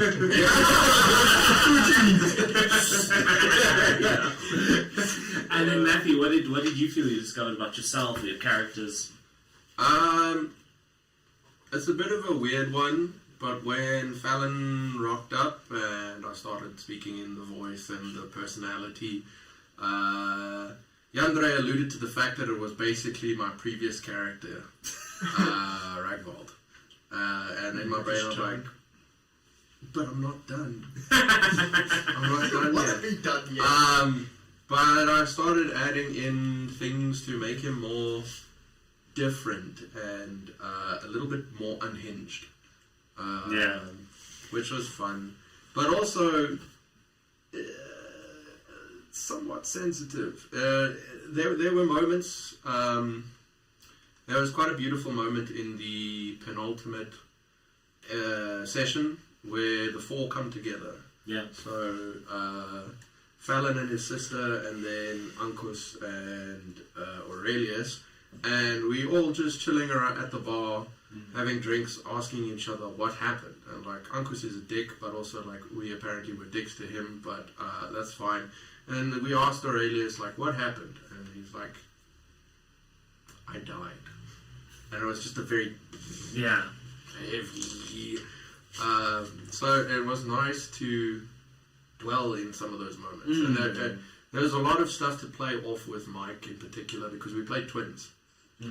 So it wasn't always just dick jokes and getting angry at the party and causing chaos. There was also some tender things. It's just nice to throw in sometimes. Yeah, and to just let those moments be those moments. It's to live in those moments. It is something special. I also learned that I'm quite vindictive. So I don't. In one of the last episode or sessions, I threatened Tamidua directly, saying, "I hope you die in the final confrontation," and she did. So I don't know. It's nice to let the sort of bitchy side come out every time. I mean, when Tamidua died, did you feel regret in your statement or satisfaction in it being complete? I tried to. Well, I didn't try very hard, but basically, you were a dragon at that point. Yes, and I was flying above Tomadur's here. There's some enemies over here, and I tried to get an angle where I wouldn't hit anyone except for her and the enemies. And having found that the only location was above, and she had to get hit by that, so she went down, and then I got consumed by a Shoggoth. And in that moment, he realized why Will has killed so many party members. Or how, at least. The satisfaction of it is really Fire the cannons! But sir, our men! Exactly. I think that was also the first time you exploded the Necronium in that fight. Yes. But I learned it is fun to explore a range of emotions. Not just your central character personality. I think to add on that, there's a certain amount of darkness in a character that you get to bring out in a D&D campaign that you don't bring out in your normal life. Yeah. That is very interesting to explore. Role playing, yeah. Exactly. And I think it's a healthy balance and a healthy place to explore that. But there is a certain sense of satisfaction in just being completely opposite in some degree to who you are as a person. Yeah, no, absolutely. I mean, that takes us to the man who loves the darkness. Samuel, what did you learn about yourself and your character? Getting into the groove of a new character is not as easy as it looks. Yeah, no, I can imagine. It's, Bernardo was my first character ever to play in a D&D. Yeah. My first. I didn't know how to play anything. It's just like, okay, just Eldritch Blast. Chris was a bit better. Yeah. Phil Coyote was a bit step up, but still feel a bit better with him. Okay, so you feel you evolved a lot in your time playing and growing in that ability to be those characters. But yeah, we would love to have a new character again. Now I'm sure the opportunity will arise, and I think that's as we spoke earlier, the challenge of just embodying those new characters. And you've had years of practice now too. Because you don't want to make the new character just the same character. Yeah. So you always probably digress to a completely different angle, and then to adjust your way of thinking to that is a big challenge indeed. Renan, what did you learn about yourself? You wouldn't know. He had the same character. There's no character evolution. I initially created Will to be a stoic kind of character. Intelligent, always focused on facts,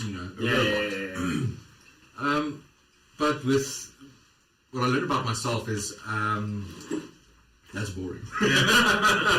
So Will kind of evolved in terms of he didn't get emotions of humans, he got the baseline of human or mortal. So greed and so he was kind of an asshole actually by the end of it, because it was like, oh, I need to go to that place. I'm not waiting for you. I'm going. If you want to join me, you can I don't care. Like you said, he has the intent, but he doesn't know how to use the wisdom. Yes. So what I liked as well is he would adapt his personality to certain people that he actually liked interacting with. So Will and Thane, when they were together, Will was a thieving drunkard, scoundrel. It was a dwarf. Because in the backstory of Will, he actually grew up. Well, not grew up, but he spent about 2,000 years with the dwarves. Yeah. So then he would become a dwarf with Thane, and with Tink he would become just an artificer. An older brother. Yeah, in a sense. And but ultimately he just became. He realized he seeks power, and because he was. He lost his memory, and that's how he was on this plane for so long. That his search for power was actually just because he was a commander. He didn't know it. He was missing something. Yeah. And then in search of that, he realized, oh, well, in this world, money is power. Hence, he started guilds and stuff, because now I have people working for me, which is power. And, I have money, can buy anything, pay anyone. I've got power. I think with, especially next character is going to be completely unhinged. He's going to be Stondley. He will kill me if it's Stondley. So Stondley is a character that I developed, which is also a dwarf. Yeah. But, Will, I feel like he, especially now that we know that he didn't die, actually. He had been through the death of Elenil, she was the thorn in his side, because she was the person that tried to force humanity into him. Yeah. And he just didn't want to have any of it. Yeah. But with that, then he went to go search for the one the one semi-alive party member, Jay, that's the whole idea. So, yeah, no, he went on quite a journey, but at the end of it, he became more selfish than he was in the beginning. He got stranded on Iraba because of selflessness. Yeah. And now he's staying because of selfishness.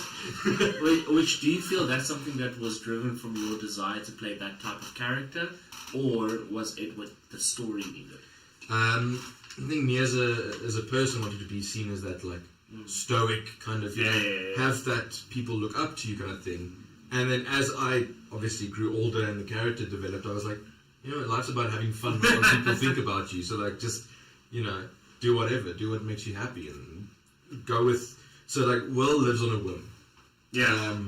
In a certain degree, much less than what Stonlich would, who's a drunken dwarf. But he just started living life to what he wanted. There was quite a profound moment from my perspective where these two would fucking fight constantly. Oh, like, yes, yeah. You mentioned Will becoming different things with different people. Yeah, you were like the two parents going through a divorce. Literally. But there was a moment where like you were being berated and berated and berated about not caring about anyone, and you just were like, I do care about the people around me. I was like, ooh. You got through well. Yeah. I don't believe you about everyone, but I do believe you about some of us. Yeah, I do care about those I keep around. Yeah. I would say you would care about them. You did try to help a lot of the party members during the dragon fight. Your heart got dirty, even though uselessness at that point. I mean, the only times Will almost died were because he was trying to help other party members. I would say not the only time. There was one time that Grizz had to save you. Well, yeah, I mean, but that mind flare gave you a big shot. True. But most of the time, because Will is a distance fighter. Yeah. So he'll play it smart and go back. But then, when he just thought, I have to save these people, then he would be very close to dying. Yes, but also he's a distance fighter, and then he would nuke his front line. Yeah. That was most of the time. So you would also there, but have Necronium in your hand. Retreat just to throw hand grenades. The elf just took him to the the bathhouse. It was literally one fight which he would just yell, "Will Necronium!" and he would just in a cave. It's very much that case, the line of, I don't care how big the room is, I cause fireball. Except that now it's Necronium and it's worse. Yeah, it's a big explosion. There was actually one point, when with Will. Only one. Because Will has been low in health, but there was one, I can't remember what the fight was, but there was one time where, obviously if you go down, you have the death saving throws. Yeah. In order that he threw was fail, succeed. So I was very, very, very close to losing Will in that one. Wow. I think at that point it was like, nah, I'd like to stay safe. And not die. He plays it smart, like you said, at least the times when it matters. I mean, we touched on so much of that already, but if there's anything you feel still needing of highlighting, is there one big character decision you regret making, that you wish you took a different... Obviously, character deaths happen and stuff, and like we said, make for a better story, but is there a decision you wish you made that would have been for the better or for a better story that you wish you made differently? There were a couple of moments when Necronium was involved, and the wizard and the warlock and the spellcasters. I think Will also got affected by it at one point. So with Necronium, if you touch it, you make a saving throw, and if you fail, you go a little bit crazy. Wow. There were moments... What's a little bit crazy, what he actually means to say is, you go into a blind rage and attack everything within arm's reach. And if you have access to spells, and you can throw fireballs and whatnot, might as well. Warlocks. So, there was a moment. There was a session where I believe Mike and myself were not present for the session. And we were interacting with the session like a minute or two behind and making like important rolls and whatever. And I was at home, I was watching the stream, and I was fucking like, messaging Yandre, like, this is what we do. I would have liked to be there for that, of course. But there is like a course of events in that fight where if I take just a slightly different option with my spell, big explosion happens, it hits Necronium, and we find out what happens if we hit a vein of Necronium that goes deep down into the world. Not that I want that to be the outcome, but there's a part of me that's like, your brain's been what if? How deep does the blood of Zothamar I think it was the fourth sigil at the Narrow Atoll that gave you a fairly good idea. Yeah. That was after the big fight. So it gave a good idea. So unfortunately they activated the sigil, but then... We had a contingency plan. We were watching from another island. We saw this beam in the sky and we were like, all systems go, we'll activate the... I believe we left a bag of holding with Necronium. Yeah, so one of Will's abilities is that he can create magic items as an artificer. So what we figured out, one big world rule set that we had established was, if a bag of holding fails to be a bag of holding, if it loses its magic, does the contents of the bag implode into the separate dimension, or do they explode into this dimension? Consensus was explode. Of course. And so what happens, if you've ever played any game with physics, is if you have a lot of items in one place and they suddenly materialize, they shoot out at quite a velocity. And so Will would have these little pouches that he would turn into a bag of holding, and then we just throw Necronium rocks in there. And so at a whim, he could cancel that infusion and just create a cluster bomb of Necronium. So they dropped the bag on that site, and there's no range that would affect this. So he just went, cool, and he made one island into two. There was a vein of Necronium running there, not even under, just there. Yes. And then the entire vein exploded. Yeah. So I think if we talk about single character decisions, that if we could exchange it or do it differently, the one that stands out the most for me is there was a massive fight against, or turned into an NPC, but that was a party member, where I played a Warforged character, Amu.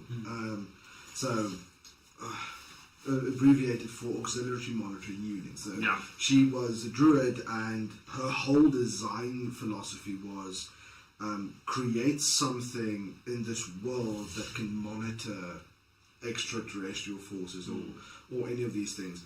And the one choice I think that would have changed the outcome of this campaign quite a bit was she was positioned on a vein of Necronium with Ragvold. That's where he died. That's where he died. And there was this Warforged Titan that had to come out and help us against this abomination of flesh and disease, pretty much, that was created by this Lich.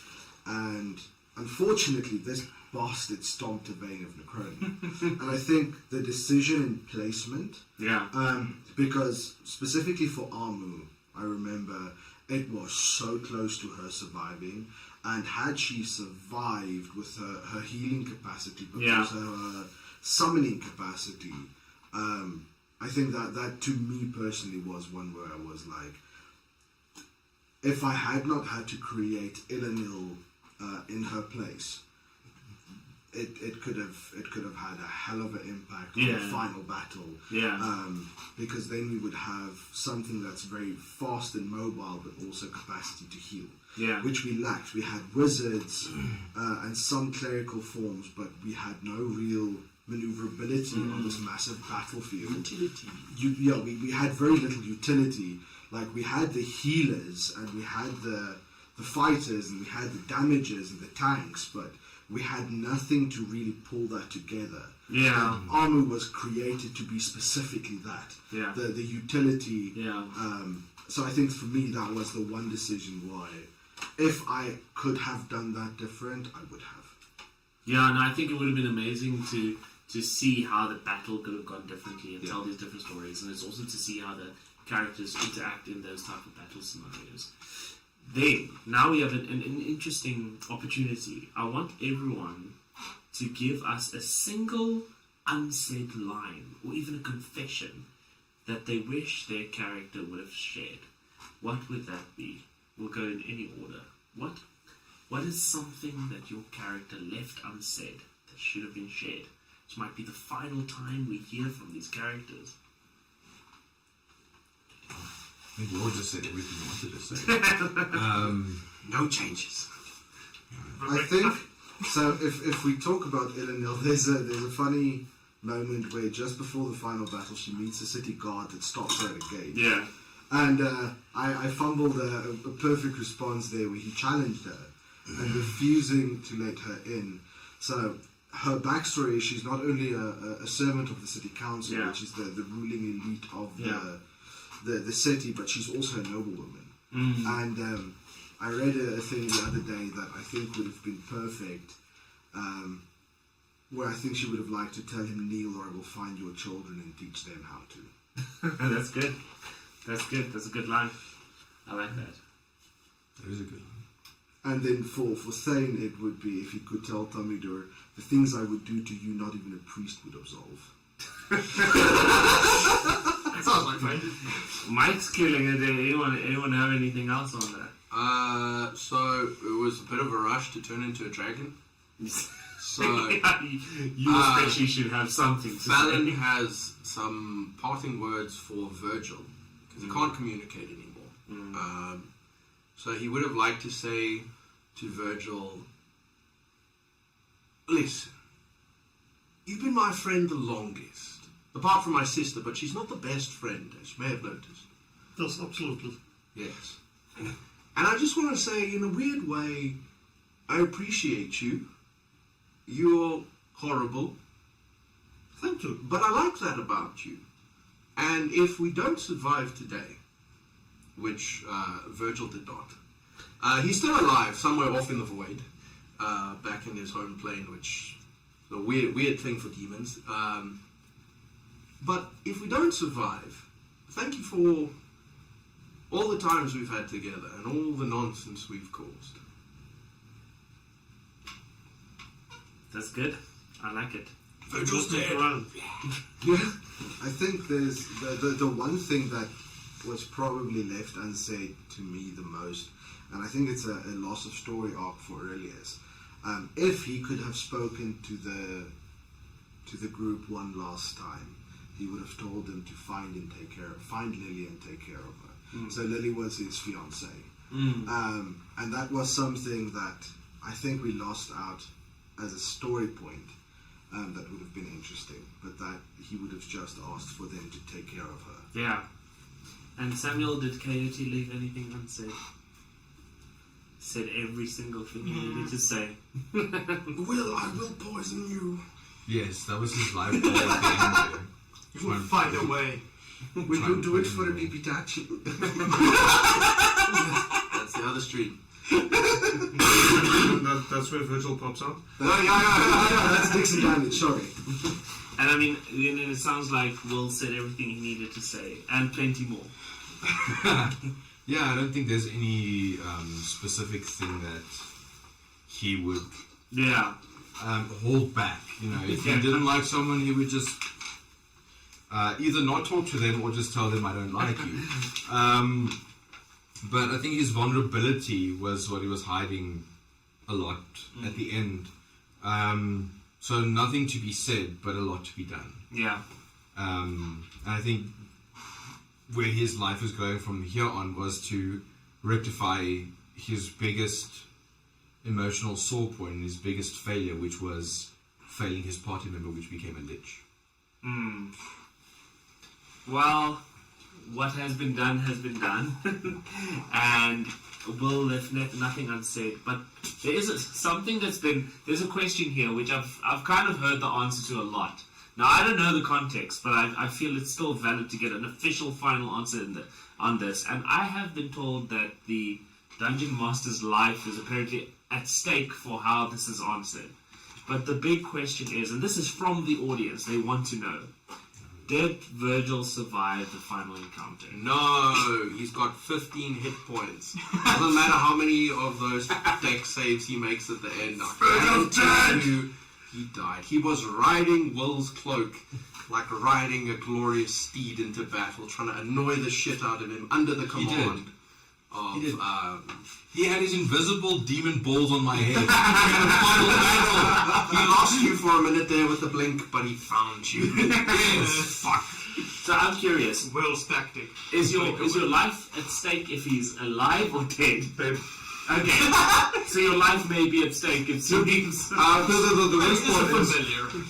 worst part is I am seeing the person that asked the question tomorrow as she's taking some stock for the D&D to Rage.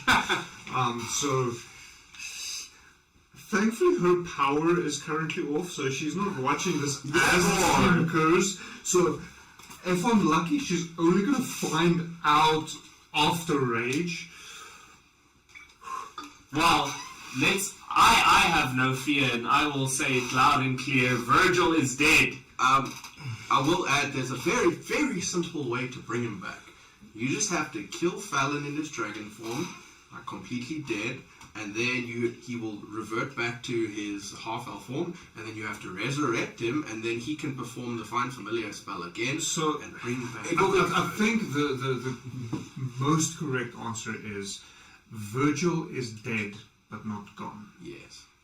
It will be Will's new life goal to find a magic or a wizard of sorts to make Fallon invulnerable and immortal in his dragon form. But also, who's to say when you cast Find Familiar and you just so happen to summon a little...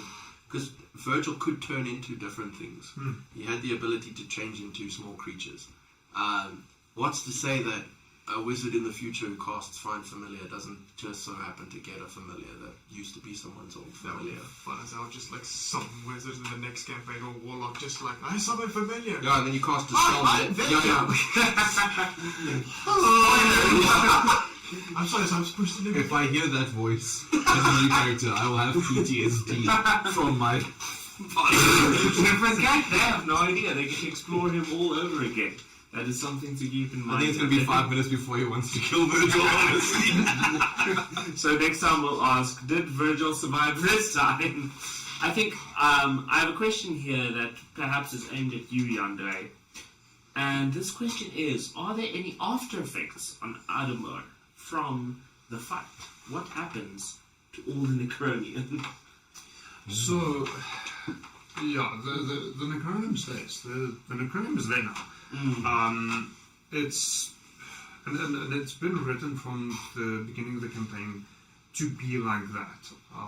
And I think especially Mike will remember this from early on in the campaign, where Enegron was very interested in the Necronium due to the magical properties that it possesses. So it's a very useful mineral for magic users. So, and along with that, how Necronium happened is it's literally the psychic presence of Zothamog changing the chemistry of the elements directly around him into something new that hasn't existed yet. So Necronium definitely still exists. It's not going to go away, but it's very localized to Adomawyr, and for the rest of the world, it will be a very rare element that only the most elite and the richest magicians would be able to get their hands on in order to enhance their powers. So the chances that Necronium will appear in future campaigns is very, very small, almost non-existent. but it's definitely still there, and it's not going to go away. Well, if anyone runs into Will, he's got about 4,000 pieces of necronium. So in the rest of the world, that would be worth a pretty penny. Which is good news for Will. Thank you. You're not going to play Will in the next campaign. Officially banned. I mean, speaking of Will, as we have, there's something we touched on earlier that I think it's going to be interesting to get Will's perspective on it. Is I want to know, how does Will feel about Fallon speaking Adomawyyr's death into reality?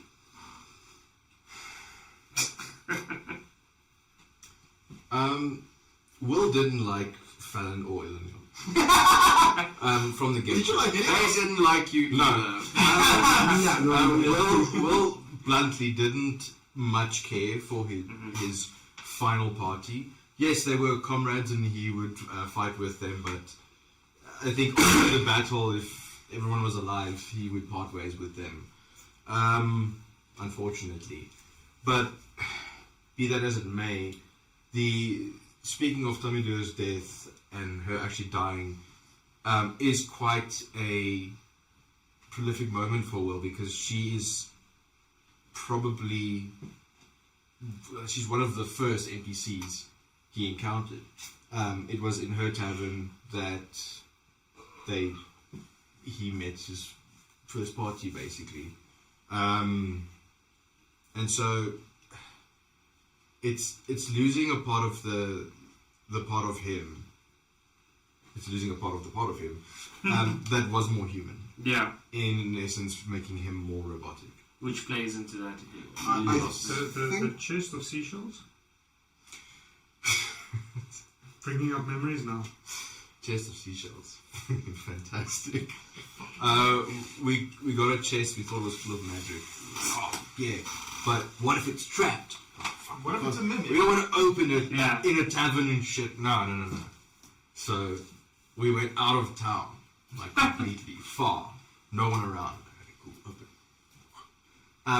They stood at a distance, and Jay, the one that turned into a lich, opened it using mage hand from a distance. Yeah. Yes. We stole it from. No. It was given to you as a reward by the Kuatao. By the Kuatao. Half fish people. And we carried it for like weeks without opening, because we were like, no, we want to do this proper. We open it and it's full of seashells. Just straight up seashells. It's money for fish people. Yeah, not for Will. That was basically useless for him. And at that point, Adomawyr was very much their favorite NPC, and they gifted it to her as a token of friendship. Yes. I think from my perspective as a player, the death of Adomawyr and the speaking of her death is the last anchor that held Will in place. There's nothing else for me as a player witnessing his story arc that can be like, yeah, well, this binds him. Like, he's free. There's nothing. He doesn't give a shit about the guild. Like, that's a means to an end. The brothel will keep bringing in money. He'll come back to collect every now and then. I think the only other creature that kind of binds him some way is Thane, but Thane will follow Will as long as there's a ship close by. Yeah. So they're kind of stuck together.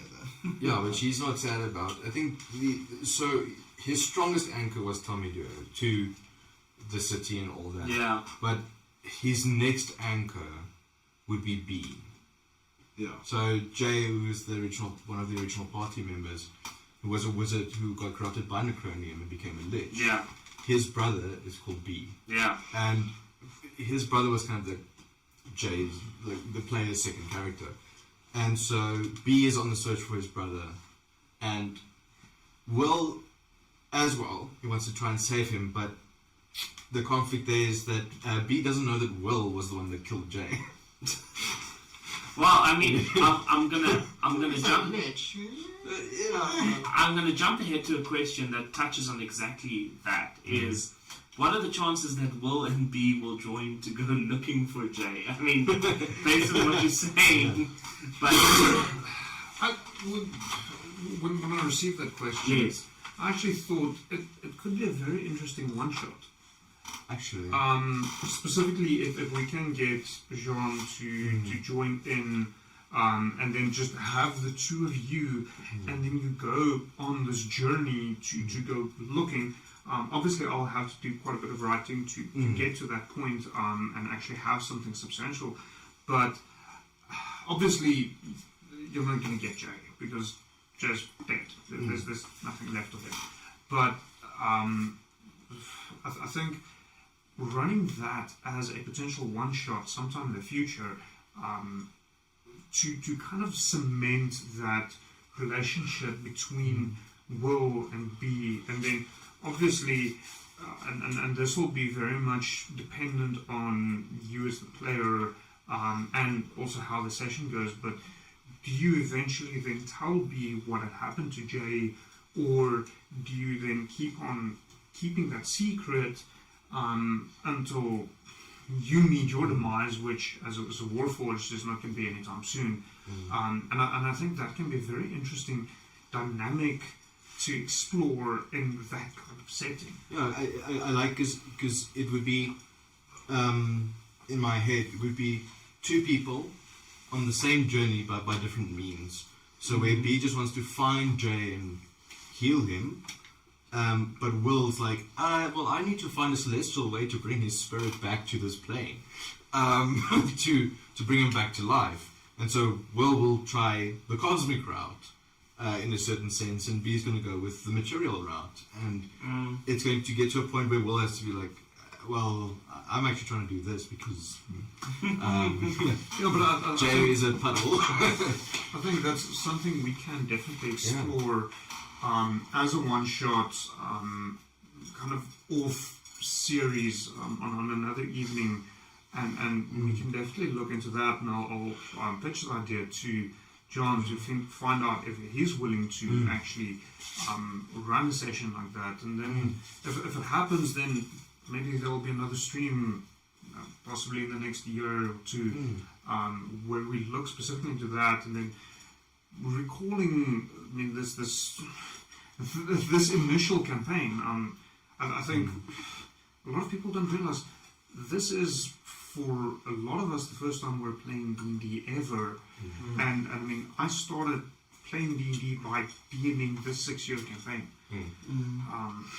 I started playing by playing in the pretty much the same.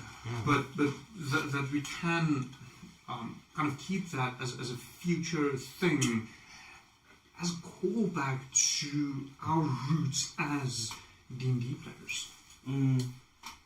Because for John as well, I mean, starting with Jay, that was his first time playing D&D. Yes. I think what would be really cool is if we ran a one-shot, either as an end to that story or as a beginning, but then have like a crossover episode in the next campaign where the party comes across Will and B. We will. I'm not opposed to the idea, but I'm also not necessarily for it. We'll have to see. I have some interesting ideas for the next campaign. Ideas. We will have written. He started asking me what books is allowed and can he start rolling stats, and I mean, it's just exciting. What we can make.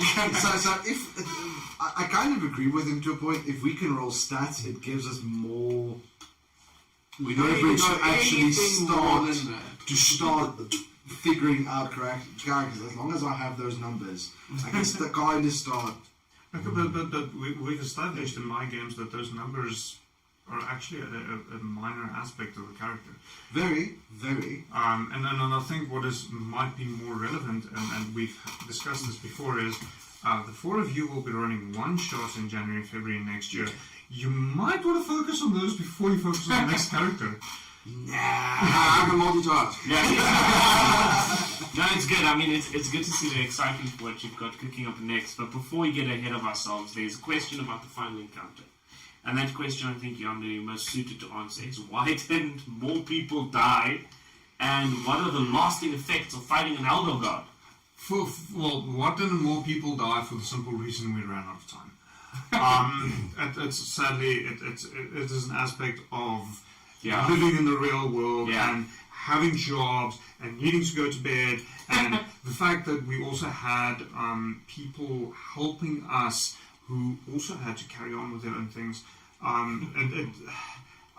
What I envisioned for the last battle and what ended up happening was two very different things. My vision for the final battle comes very much more from my experience as a wargamer.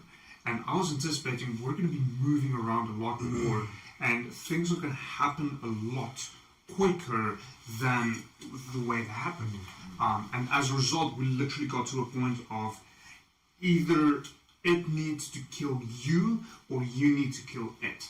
And because we have to conclude. Yeah. And I think we ran about a half an hour over time. Yeah. Even with me trying to push it out and trying to conclude it. So the simple reason why more people didn't die is there wasn't time for them to die. No time to die. We pushed out that to get it to conclusion. So if things did pan out closer to the way I planned it, more people definitely would have died. There's no doubt about that. I mean, my thinking was the NPCs should have about 1 minute to do their entire action, and then we move on to the next one, and that simply didn't happen. Yeah. So we spent so many time, in some cases, figuring out certain rules, which should have been figured out at that point already, and in other cases, I think this is really not a bad thing, but the role-playing aspect came in a lot stronger than I thought it would. And we explained things and made a narrative where my thinking was war game with a little bit of sprinkling of role-playing, and it ended up being a role-playing enough campaign, and I've certainly learned a lot on how that ran and how it did that. So that the chances that we're going to do a combat encounter of that scale again is very small. Especially not at that level. It was huge. And I mean, there were so many things that I just didn't get it done in time. I mean, Zolfamog is still not fully painted.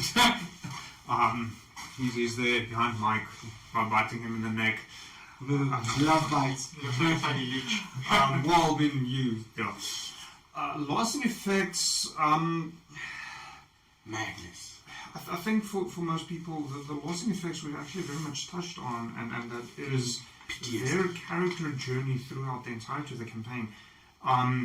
Running around being whimsical and, oh, let's have some fun, and let's explore here, and it's like, oh shit, there is a elder god busy changing the world where we stand, and we're the best hope to change this, to fix this. I think the lasting effect is the changes the characters already went through. And in terms of the environment, I mean, that's touching upon the Necronium, it's like, yes, it's there. It's not going to go away. It's the lasting effect. So, I think no, but it makes sense because, I mean, even when we were speaking about what they learned about their characters, you hear the changes the characters went through. They have to deal with what they went through.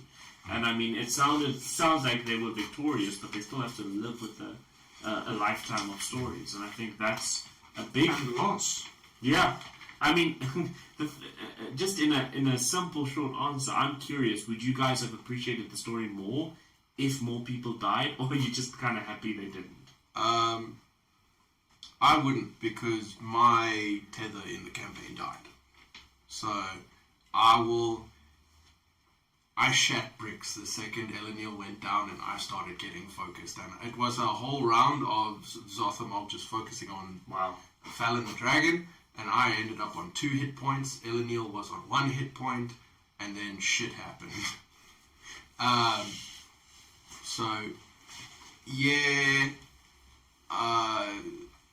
Things could have been different. Like, no matter what, it was an amazing session. But it was long. There was so much going on. Things could have happened, but we are left with what we're left with, and I'm not. I don't think I'd appreciate anything more than what we were left with. Because the best part of the story is the story that is, and that's what's beautiful about it. Regardless of time and all that stuff, that's it's how life is, and that's how the story played out. And I think it just makes for an amazing story. I mean, talking about the story itself once again, I mean, I might not know what this means, but I'm sure Yanda, you'll understand exactly, is how long ago was the final encounter meant to take place? You mean when they fought the mini was the final? So yeah, like I said, and this is very much just me not knowing what the fuck I was doing. The best place to be, man. When we started this, the initial idea was another friend of mine that he was the only one among all of us that had played D&D before. So he said, well, he'll run the game because he's got a little bit of knowledge and experience, and then the rest of us can be players. And sadly, due to things in his personal life happening, he had to withdraw. And we got to a point where I was like, well, fuck this. I still want to play. I don't know what I'm doing, but I've been reading about this, and I love the idea of this. I still very much want to play D&D. I'll do it. And at that point, because the planning was that I'll draw the map and add a bit of lore and things like that, and he'll write the story and we're playing that. So by that time, I already had the basic map for the Isles of Adomawyr. And I already had that lore of Zolthamore crashing in there, and I was trying to give him plot points that he can build out from. And he eventually forgot about a lot of those plot points, but I was like, well, this is how I built it. I'm going to make this the plot point. And at that point, I mean, the very first encounter I wrote, it was the first session we ever played. And I was like, I'm looking at what I wrote, it's like, is this enough? Did I write enough? I mean, we're thinking 3-4 hours of playtime. This feels to me like 2 hours. Yeah. We spent 3 sessions on wow. Welcome to D&D. Yeah. 90%. For me, it was like, well, and I mean, at that point also, it's like, well, it's Dungeons and Dragons. You play from level 1 to level 20. That's the way I understood it. That's the way I wrote the campaign. Which is why we ended up in such a high level encounter at the end. But realistically, the thought was a 2-year campaign. We'll see how everyone feels. Are we going to carry on after that? Are we going to move on to something else? And then it didn't. And only at about 2 years into the game, we actually started getting a good rhythm. And I think that's really, at least for me, but that's where we really started enjoying the game, because things started to flow more naturally. Yeah, you get the vibe for it. And then we still had to go through 4 years to get to the end game. So, next campaign is not going to be 6 years. We'll make it. That's what you're saying. That's what you're saying. We'll do 8. We'll go for an even 10. Yeah. I think another thing that... Well, I mean, the longest running D&D campaign has been running consistently for, I think now, 43 or 44 years. I know exactly what you're talking about, yeah.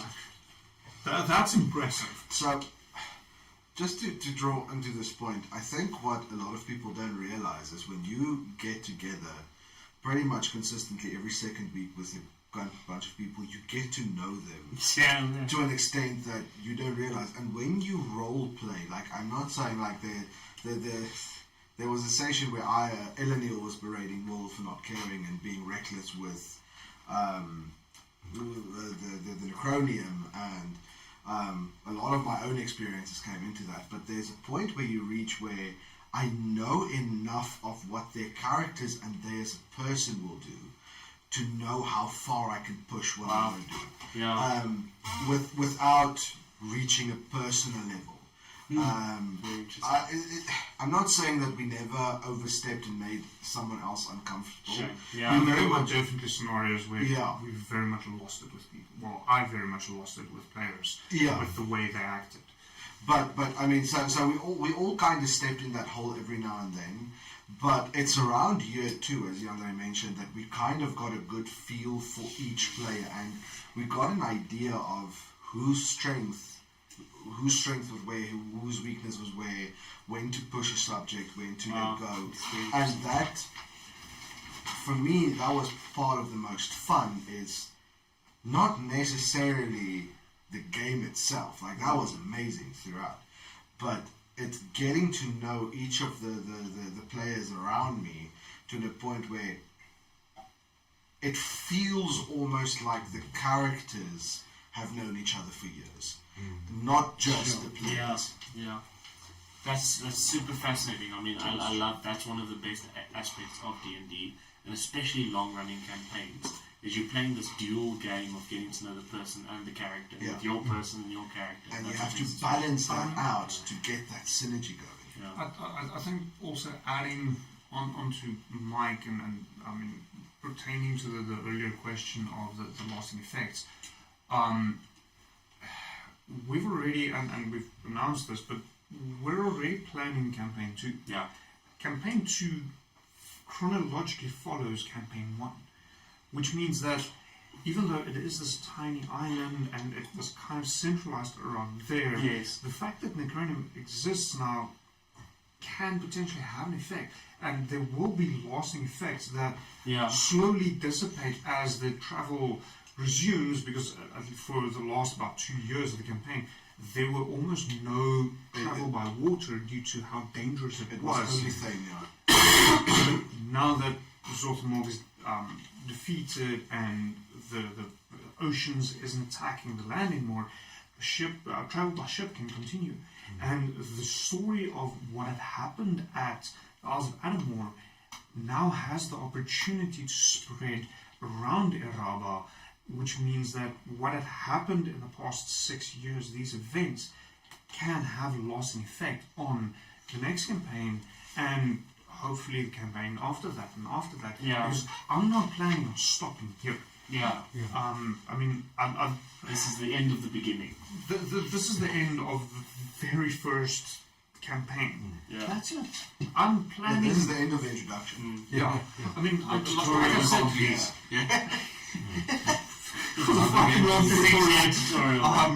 but like I mentioned earlier, my dream for Denizens of the Atmosphere is to be built out into a multimedia, multi-aspect thing, where yes, these guys, I mean, obviously most of it comes from me, the world from comes from me, but these guys and the other people playing in it has their involvement and their little bit, and that what had happened here might end up, I mean, if you're looking at, and this is, I mean, I'm dreaming of that kind of scale, but looking at something like Critical Role, the first and the second campaigns have been turned into animated series. Yeah. That must be awesome. I would love if I can get to that point. Not necessarily with Isles of Adomawyr, but with something Denizens of the Atmosphere. But I mean, the seed has been planted. That's so cool. I mean, we've also it has been birthed.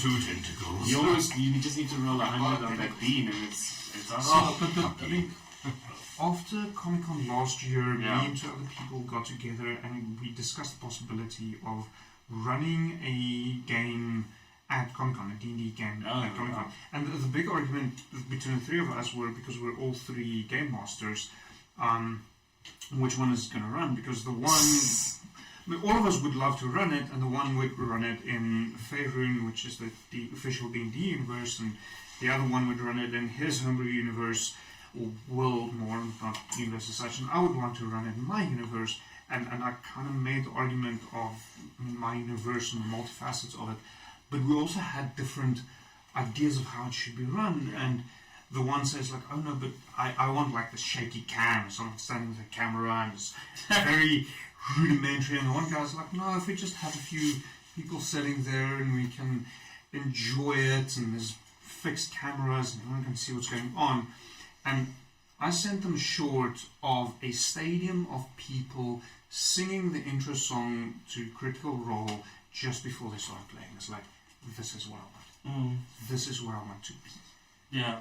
Building this to that level for me. I mean, this started as I want to play D&D, and now I'm dreaming there. So, yes, this is very much just the beginning, the end of the beginning. I have no intention of stopping anytime soon. I mean, a stupid question. Do you ever just play D&D, or are you always just at the helm of it? So, I've had, in the 6 years that I've played D&D, I think a total of maybe 3 sessions as a player, so 2 and 2 halves. Fuck Madbone. Yeah, no, you would have done that to you, Madbone. There's a reason we've banned him from playing. Fuck yeah. No. Oh, you banned me. Yeah, you banned me. No, we refused to DM for him. Which is ironic because all 4 of you will be doing. Yeah, so very soon next year you're going to double your count. What I've found in being a player, and that is D&D specifically, I am currently part of another RPG group where we're just sitting around the table playing it. It's nothing to this kind of scale. And I enjoy that, but I very much enjoyed being behind the screen. Yeah, which I get that. For a lot of people, it's like, yeah, sure, they don't mind it, but they want to be a player. They want to be a player. It's like, fantastic. You can be a player. I'll be the dungeon. It's so funny because I can relate to that a lot. So just to break the fourth wall here. Obviously, with us at Plot Armor, my desire for hosting a show where you make people argue about movies is that I want to argue about movies, but then so you create the thing you love, and then inherently you can't take part in it. So it's interesting to hear that you want to be on that side of the storytelling, which makes sense because it's a storytelling aspect. That's yeah, who I am. I love seeing, and I know it sounds fucking terrible, but the session where they went to go tell Imigron about what had happened to Tink is to this day probably my favorite session. I can understand that because as the storyteller, as the narrator, as someone building this world and inviting people to interact with it, which at the very beginning was very difficult for me to do. It's like, no, this is the story, you're supposed to but letting that go. But getting to that point where I'm almost, I can elicit enough emotion from that.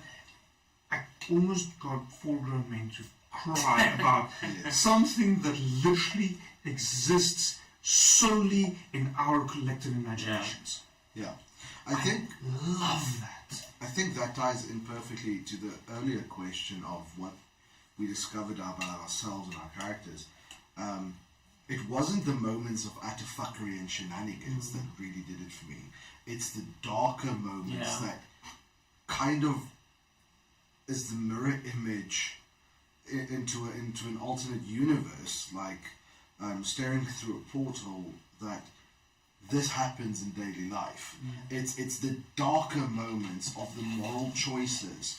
In Anil's last attack on the Zothmog, where as a player I wanted to fly her away and survive, but I knew as a character, as an older sister, she wouldn't abandon her brother. Like, knowing that he could probably get away. It's those dark moments and the choices you had to make where it's not just shenanigans, but there are literal consequences of life and death. That's what really specifically with that particular choice. Had Elenil stayed held back a single turn, the cleric would have healed her. Probably enough to survive.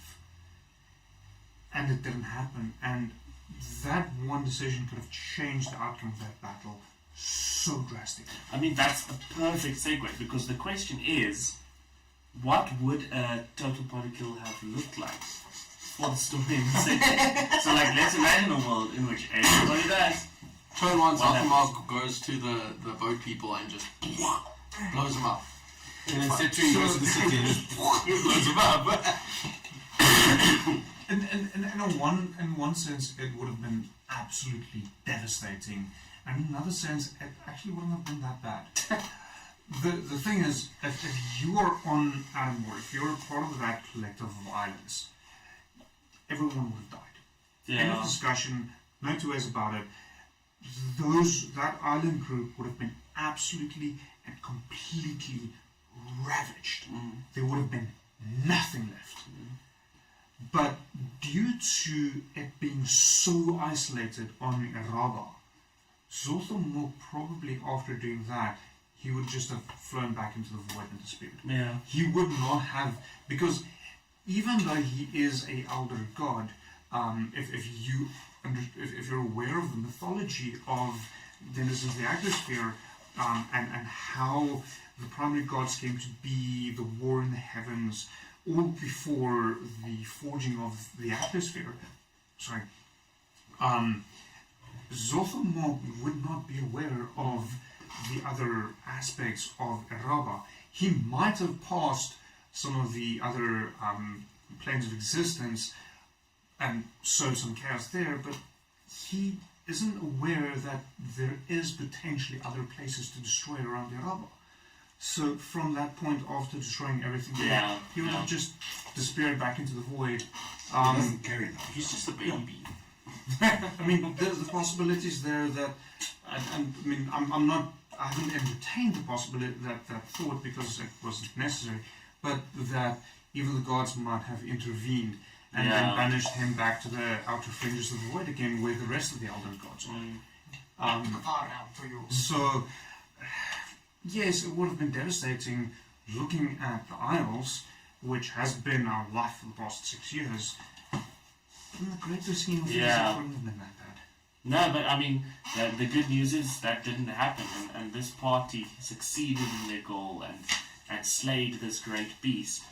And I mean, we're almost at that time where we officially close the book on this final chapter. So, gentlemen, this is the time. If there's anything left unsaid, say it on this final chapter of the Isles.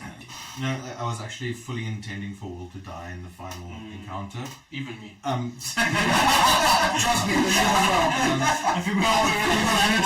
yeah. So, as Mike said as well, like you have meta knowledge, but you have to play your character as your character would play. So me as meta would have, if the opportunity had arisen, and in Will's mind as well, he would have sacrificed himself for the greater good. Just so happened that he could escape, and he did. So he wouldn't go out of his way to do that. But to touch on what Mike said earlier was, you get to know the other players and so on.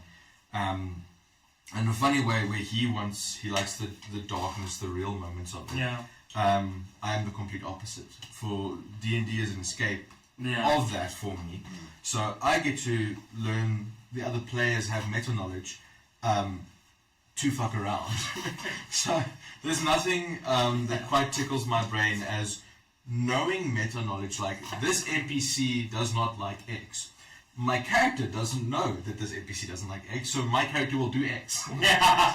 And see what ensuing, not because, but because my character would do that.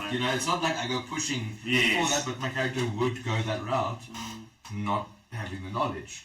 And that's what made it fun for me. That is fun. I love that.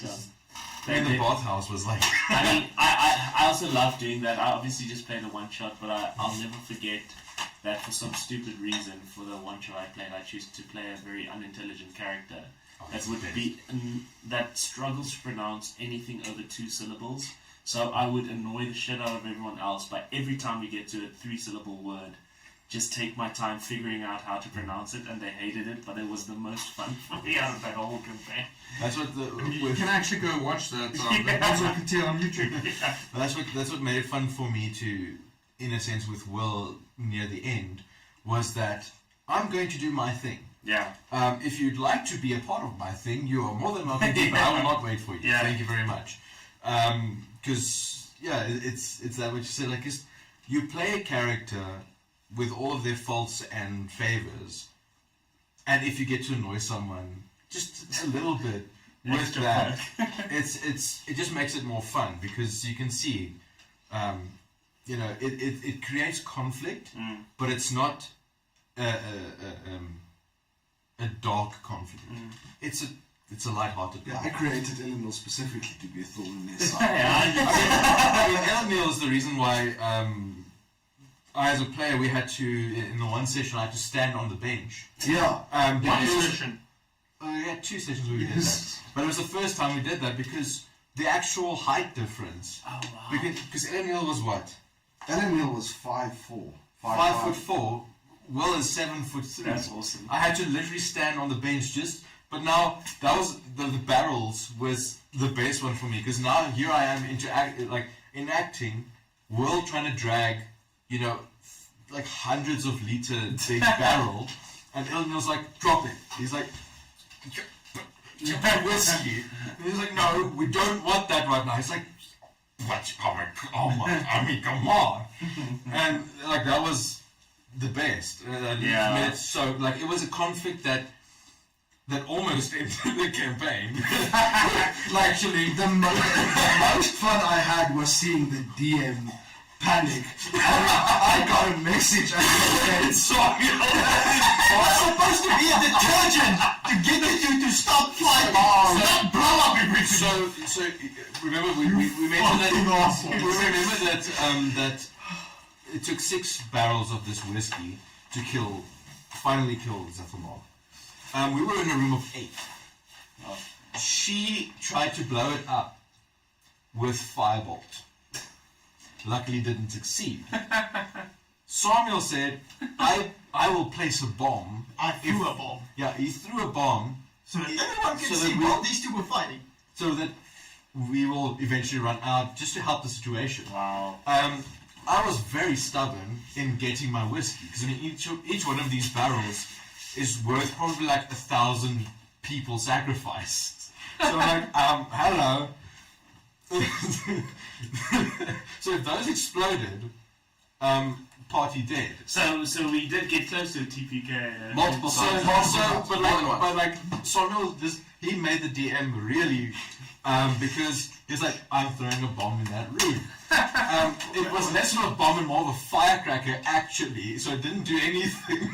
But so you guys put a lot on the line. It's one of those things. Let's see what happens.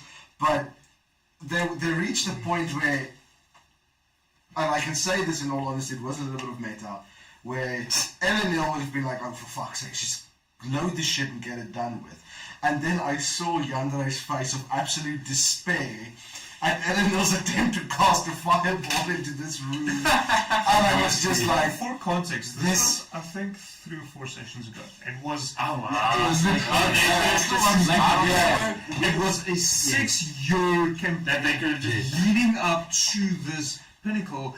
At which point I had already gotten most of Zethelmog printed, planning to get it painted, just for you, having the dates, because we knew a little bit ahead of time the date because we had to organize with guests. Yeah. Having that date set, everything was in place for that, and now they're pushing a TPK as wow. So the end of this campaign ending. Yeah, because blowing up some context barrels. Because the context of it was we were going around trying to gather more people to Allies, help yeah. allies, and then we went to this distillery to find some dragons to help us fight. But the dragons fucked off. They're like, nah. So I was like, hey. And as I've mentioned previously, Thane was with him. Yes. And they were like, so if Thane's like, are you gonna do some shit? And I was like, yeah. Hell yeah. So the fact that they were together was just like, where's Scoot? Where's Scoot? Where's Scoot? Like, the end of the world is coming, my guy. Fucking Scoot. So that was an interesting. I had to play both characters. That's super serious. The only comfort of that entire session is finally someone else has to argue with themselves. Yeah. So I had to play the super serious Eleanor and Thane that's just like, fuck it, if I die, I die. But the highlight of this whole campaign was Yandere sending me a message and I only receiving it after the session. If you kill the party, you are uninvited from the second campaign. At least your spot is safe and secret. So just inform my ignorant brain. If there's a total party kill, is the campaign over? That's how it works. Effectively, yes, because especially so late in a campaign. Yeah, what you gonna do? Yeah. I'm not gonna run a new party through 6 years of events to quickly go. And the way I communicated this early on in the campaign to them. It's like the timeline is set. Shit is happening. Whether you interact with it or not, it's gonna happen. So there was, I think at that point, 2 days left before Zoltan will work, and they knew this. And it was a case of like, there is absolutely no way I would be able to get a second party to gather the correct information in 48 hours to know what to do when going to And at the very least, it would be the most anticlimactic little bookends to a thing. So yeah, like the I would say through all of it, Will was the only like link of all the information because he's been there since the beginning. So even if there was because I mean, with the last party that he played with, all three of them were basically, except for Kaya, like they came in, but like all three of them like joined him within the last couple of months of the world time. So he was just like, oh, this and this and this is happening, so let's go fuck some shit up. If he wasn't there, then it's just a bunch of random adventurers, and now Yandra has to figure out how in the fuck they're gonna get a hold of Inegron and get all the lore, and like I said, like 6 years of lore. Like there's a lot of scripts and books and puzzles and dimensions and shit that we went through to get all of the relevant information. Yeah. And it's in our heads. It's not. It's not chronicled. So it's, what are you gonna do? I mean, that's why we're so lucky that this 6-year campaign worked out the way that it did, and I think you were able to conclude in this epic fashion that you did. And I mean, we're essentially out of time, but it would be a disservice, Yande, to not let you really like give us your final thoughts as we end this massive discussion.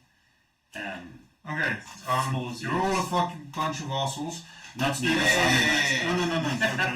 I'm a guest.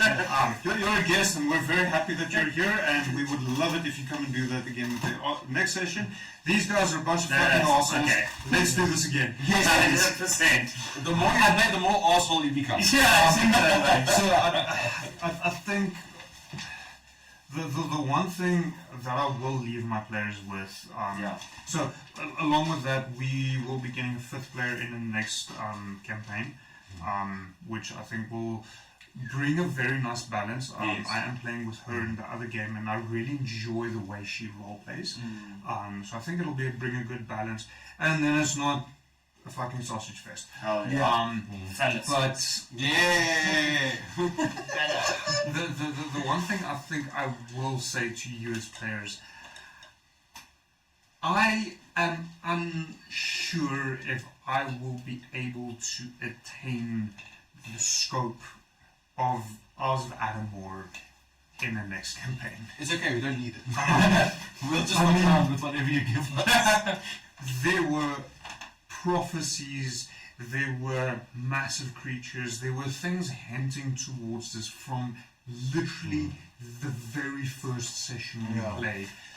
We've gone through other dimensional planes of existence, through the Underdark, and everything was interwoven with one another, leading to this final climactic moment. And I think a lot of times I caught you off guard by remembering things, recalling things from way back when that you didn't directly realize is actually relevant to the overarching plot of the campaign. And I can honestly say I surprised myself in that, and I don't know if I'll be able to achieve that again. I don't think you have to, because like a lot of the tomfuckery and the deepness and so on comes from very simple interactions actually. If you look at the giant crab, for instance, that's just on a little fishing village, but you know, and then the dragon and so on. I mean, one of my favorite interactions that we had was in a mine when I almost broke that elevator. Well, I did break the elevator. I did break the elevator. I almost was on it when it broke. But like that kind of tomfoolery, and I think keeping it simple leaves a lot of space for interactive shenanigans. Yeah, I think personally, as much as I love this campaign and the idea of a big bad, this epic monster waiting for you in the end, it was the simple moral choices and the laughs in camp, the witty one-liners on the way to just deal with the gang boss, for example, that really made it. Yeah.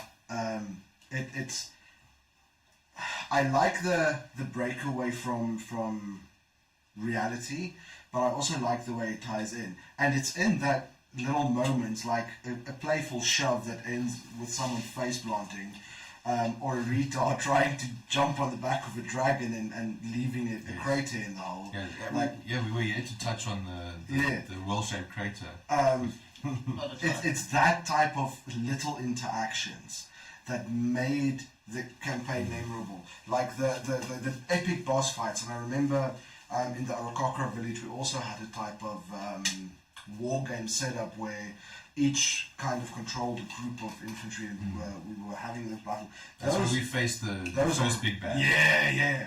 Those are really fucking cool. But what I remember the most were the little things, the everyday things, the things that made the characters human. You play D&D as a sense as this massive hero, but that hero is still immortal, and that mortal still has feelings, and that feelings still carry through. It's okay, Gandalf. with I am that as a wizard, sir. With that battle, so much was going on, and I mean Aurelius and all of that. But at the end of it, all I remember is this little king half orc child that jumped onto an aboleth and smashed its eye in. Yeah. We all fucking shot this thing, but she got the kill. And 1 HP left.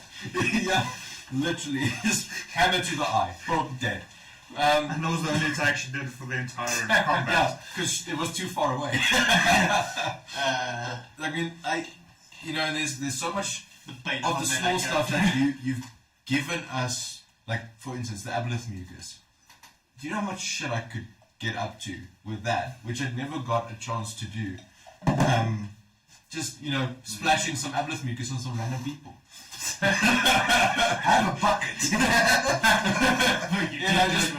Just be on a ship and just like chuck it into someone's face, like, now you have to jump in the water.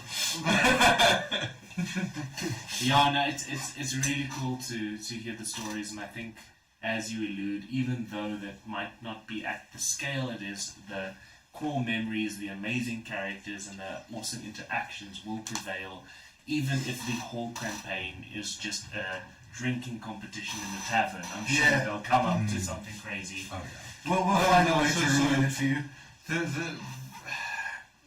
There is a plan or an outline for the next campaign. I have an idea for a big bad, not Zoth Mog, but something a little bit different. Along with some possible pitfalls along the way, along with aggravating circumstances, and I have mentioned this to you before.